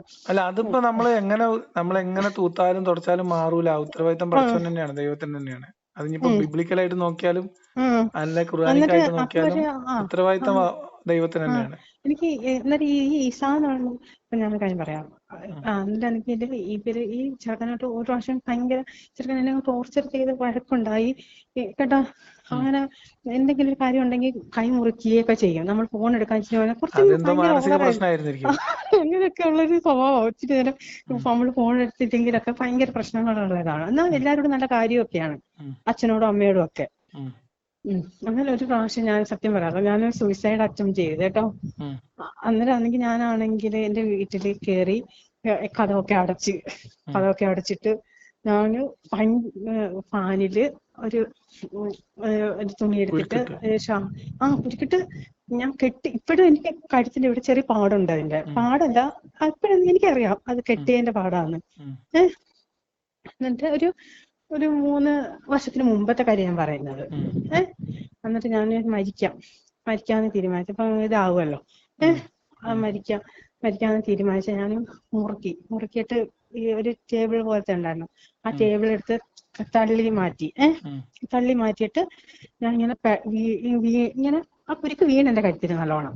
കാലിന്റെ ഇവിടെ എനിക്ക് സത്യം പറയുന്നുണ്ട്, ഇത് എനിക്ക് അതിശയമാണ് തോന്നുന്നത്. കാലിനടുത്ത് ഒരു ആരുമില്ല ഞാൻ കഥ അടച്ചേക്കുവാന്നേ. എന്നിട്ടാണെങ്കിൽ ഒരു ഫോഴ്സ് അനുഭവപ്പെട്ടിട്ട് ഒരു ഫോഴ്സ് അനുഭവപ്പെട്ടിട്ട് കാലിന്റെ അടുത്ത്. ഇപ്പം കാല് ഇങ്ങനെ വെച്ചിട്ട് എന്റെ കാലാണെങ്കിൽ ഞാൻ ഉയർത്തുന്ന പോലെ തോന്നി. ഉയർത്തുന്നത് പോലെ തോന്നിയിട്ട് ഞാൻ വെച്ച് കഴിഞ്ഞപ്പോ എന്റെ കാല് ആ ടേബിൾ ഇത്ര ഞാൻ തള്ളിക്കളഞ്ഞ ടേബിളാണ്. അത്രയും അത് നീക്കിയിടാൻ പോലും ആരും ഇല്ലേ, നീക്കത്തില്ല. ഞാൻ പിന്നെ എത്ര ശ്രമിച്ചാലും ആരോ എന്റെ കാല് പിടിച്ച് ഉയർത്തിന്ന്. കാലെടുത്തൊരു നല്ല ഫോഴ്സ് അനുഭവപ്പെട്ട്. എന്നിട്ട് ഞാൻ നല്ല തീരുമെന്ന് വിചാരിച്ചു. ഞാനാ ഈ പാട് ഇപ്പോഴും ഞാൻ ഇവിടെ ആ കഴുത്തിന്റെ അവിടെ പിടിക്കുമ്പോ പാടുണ്ട് എന്റെ കഴുത്തിന്റെ അവിടെ. എന്നിട്ട് ആരോ എന്നെ രക്ഷിച്ച കണക്ക്. അതുപോലെ ഞാൻ എന്നിട്ട് എന്റെ മൈൻഡിൽ നിന്ന് മരിക്കാന്നുള്ള ചിന്ത പോയി. ഞാൻ ഇങ്ങനെ കാൽ തട്ടിയില്ലേ, കാല് ആരോ പിടിച്ച് വെച്ച പോലെ ടേബിൾ ഇത്ര ദൂരെ ചവിട്ടി മാറ്റിയ ടേബിളാ. അത് അടുത്ത് കിടന്നിട്ട് എന്റെ കാല് പിടിച്ചു വെച്ചാണ് ഞാൻ ഇറങ്ങിയിട്ട് എനിക്ക് ഭയങ്കര ശ്വാസം ഇങ്ങനെ കിതയ്ക്കുന്നുണ്ട് കേട്ടോ. എന്നിട്ട് ഇച്ചിരി ഇപ്പം അത് കഴിഞ്ഞ് ഞാൻ ഇരുന്നപ്പം ഇങ്ങനെ എനിക്കിങ്ങനെ കുറെ കഴിഞ്ഞപ്പോ ആ അമ്മയൊക്കെ കാണണം. എനിക്ക് ഇവരോടൊന്നും അവരെ അമ്മയൊക്കെ വന്ന് റൂമിനകത്ത് നോക്കി എന്റെ മോളെ പറഞ്ഞ് ഓടി വന്നപ്പോ ഇവര് കാണുന്നത് ഞാൻ ഈ തൂകിയിട്ടേക്കുന്നതാട്ടോ. കിടന്ന് കരയൊക്കെ ചെയ്തവരൊക്കെ. ബോധം പോയില്ലല്ലേ, ബോധം പോയില്ല. അന്നേരം എന്നെ ആരും രക്ഷിച്ചതുപോലെ തന്നെയാ കേട്ടോ, സത്യമായത്. രക്ഷിച്ചതാണ്. കാര്യം അത്രയും ഞാൻ ചെയ്തതാ. ഇല്ല, ആരും രക്ഷിച്ചില്ല. കഥ കുറിച്ചിട്ടില്ല, ആരും ഇല്ല കഥയുടെ അടുത്തൊന്നും. ഞാൻ തന്നെ ഇറങ്ങിയിട്ടാണ് കഥവ് തുറന്ന് പിന്നെ വെളിയിൽ ഇറങ്ങുന്നത്. വരും അമ്മ. ദൈവം നേരിട്ട് വന്നെന്നാണോ നിങ്ങൾ വിചാരിക്കുന്നത്? ദൈവം നേരിട്ട് വന്നതല്ല, ഞാൻ പ്രാർത്ഥിച്ചോണ്ടിരുന്നപ്പോ എനിക്ക് തോന്നി. എന്തായാലും അത് അള്ളാഹു ആയിരിക്കില്ല. എന്തായാലും എനിക്ക് തോന്നിയത് എന്താണെന്നറിയോ, അള്ളാഹു ഉഹദില് എന്തുകൊണ്ടാ പറയാൻ കാരണം വെച്ചാൽ ഉഹദില് മുഹമ്മദ് നബി ശത്രുക്കളുടെ മുമ്പിൽ പെട്ടുപോകുന്നുണ്ട്. അപ്പൊ അവസാനം മുഹമ്മദ് നബി കൂടെ നിൽക്കുന്ന ആൾക്കാരോട് ചോദിക്കുക, ഇവരിൽ നിന്ന് എന്നെ രക്ഷിക്കാൻ ആരുണ്ട് എന്ന് ചോദിക്കുന്നത്. അപ്പൊ ഓരോരുത്തരായിട്ട് അണികളായിട്ട് എടുത്തെടുത്ത് ചാടി 7 പേരാണ് അന്ന് കുരുതി കൊടുത്തത്. അപ്പോ എന്തായാലും അള്ളാഹു ഇത്രയും ദൂരം വന്നിട്ട് നിങ്ങളെ രക്ഷിക്കൂല. എന്തായാലും അത് അവിടെ അടുത്തെവിടെയെങ്കിലും ഉണ്ടായിരുന്ന ആരെങ്കിലും ആയിരിക്കും. അല്ലെങ്കിൽ കയറിന് നീളം കൂടി പോവുക, അങ്ങനെ എന്താ ചെയ്തിട്ടുണ്ടാല് അത് വലിഞ്ഞു വരിക, താഴെ നിങ്ങൾ തട്ടുകയൊക്കെ ചെയ്തിട്ടുണ്ടാവും. നമ്മള് ഒരു ഘട്ടം കഴിയുമ്പോൾ നമ്മളെ കോൺഷ്യസ്നെസ് പോവും. പിന്നെ നമുക്കത് ഓർമ്മ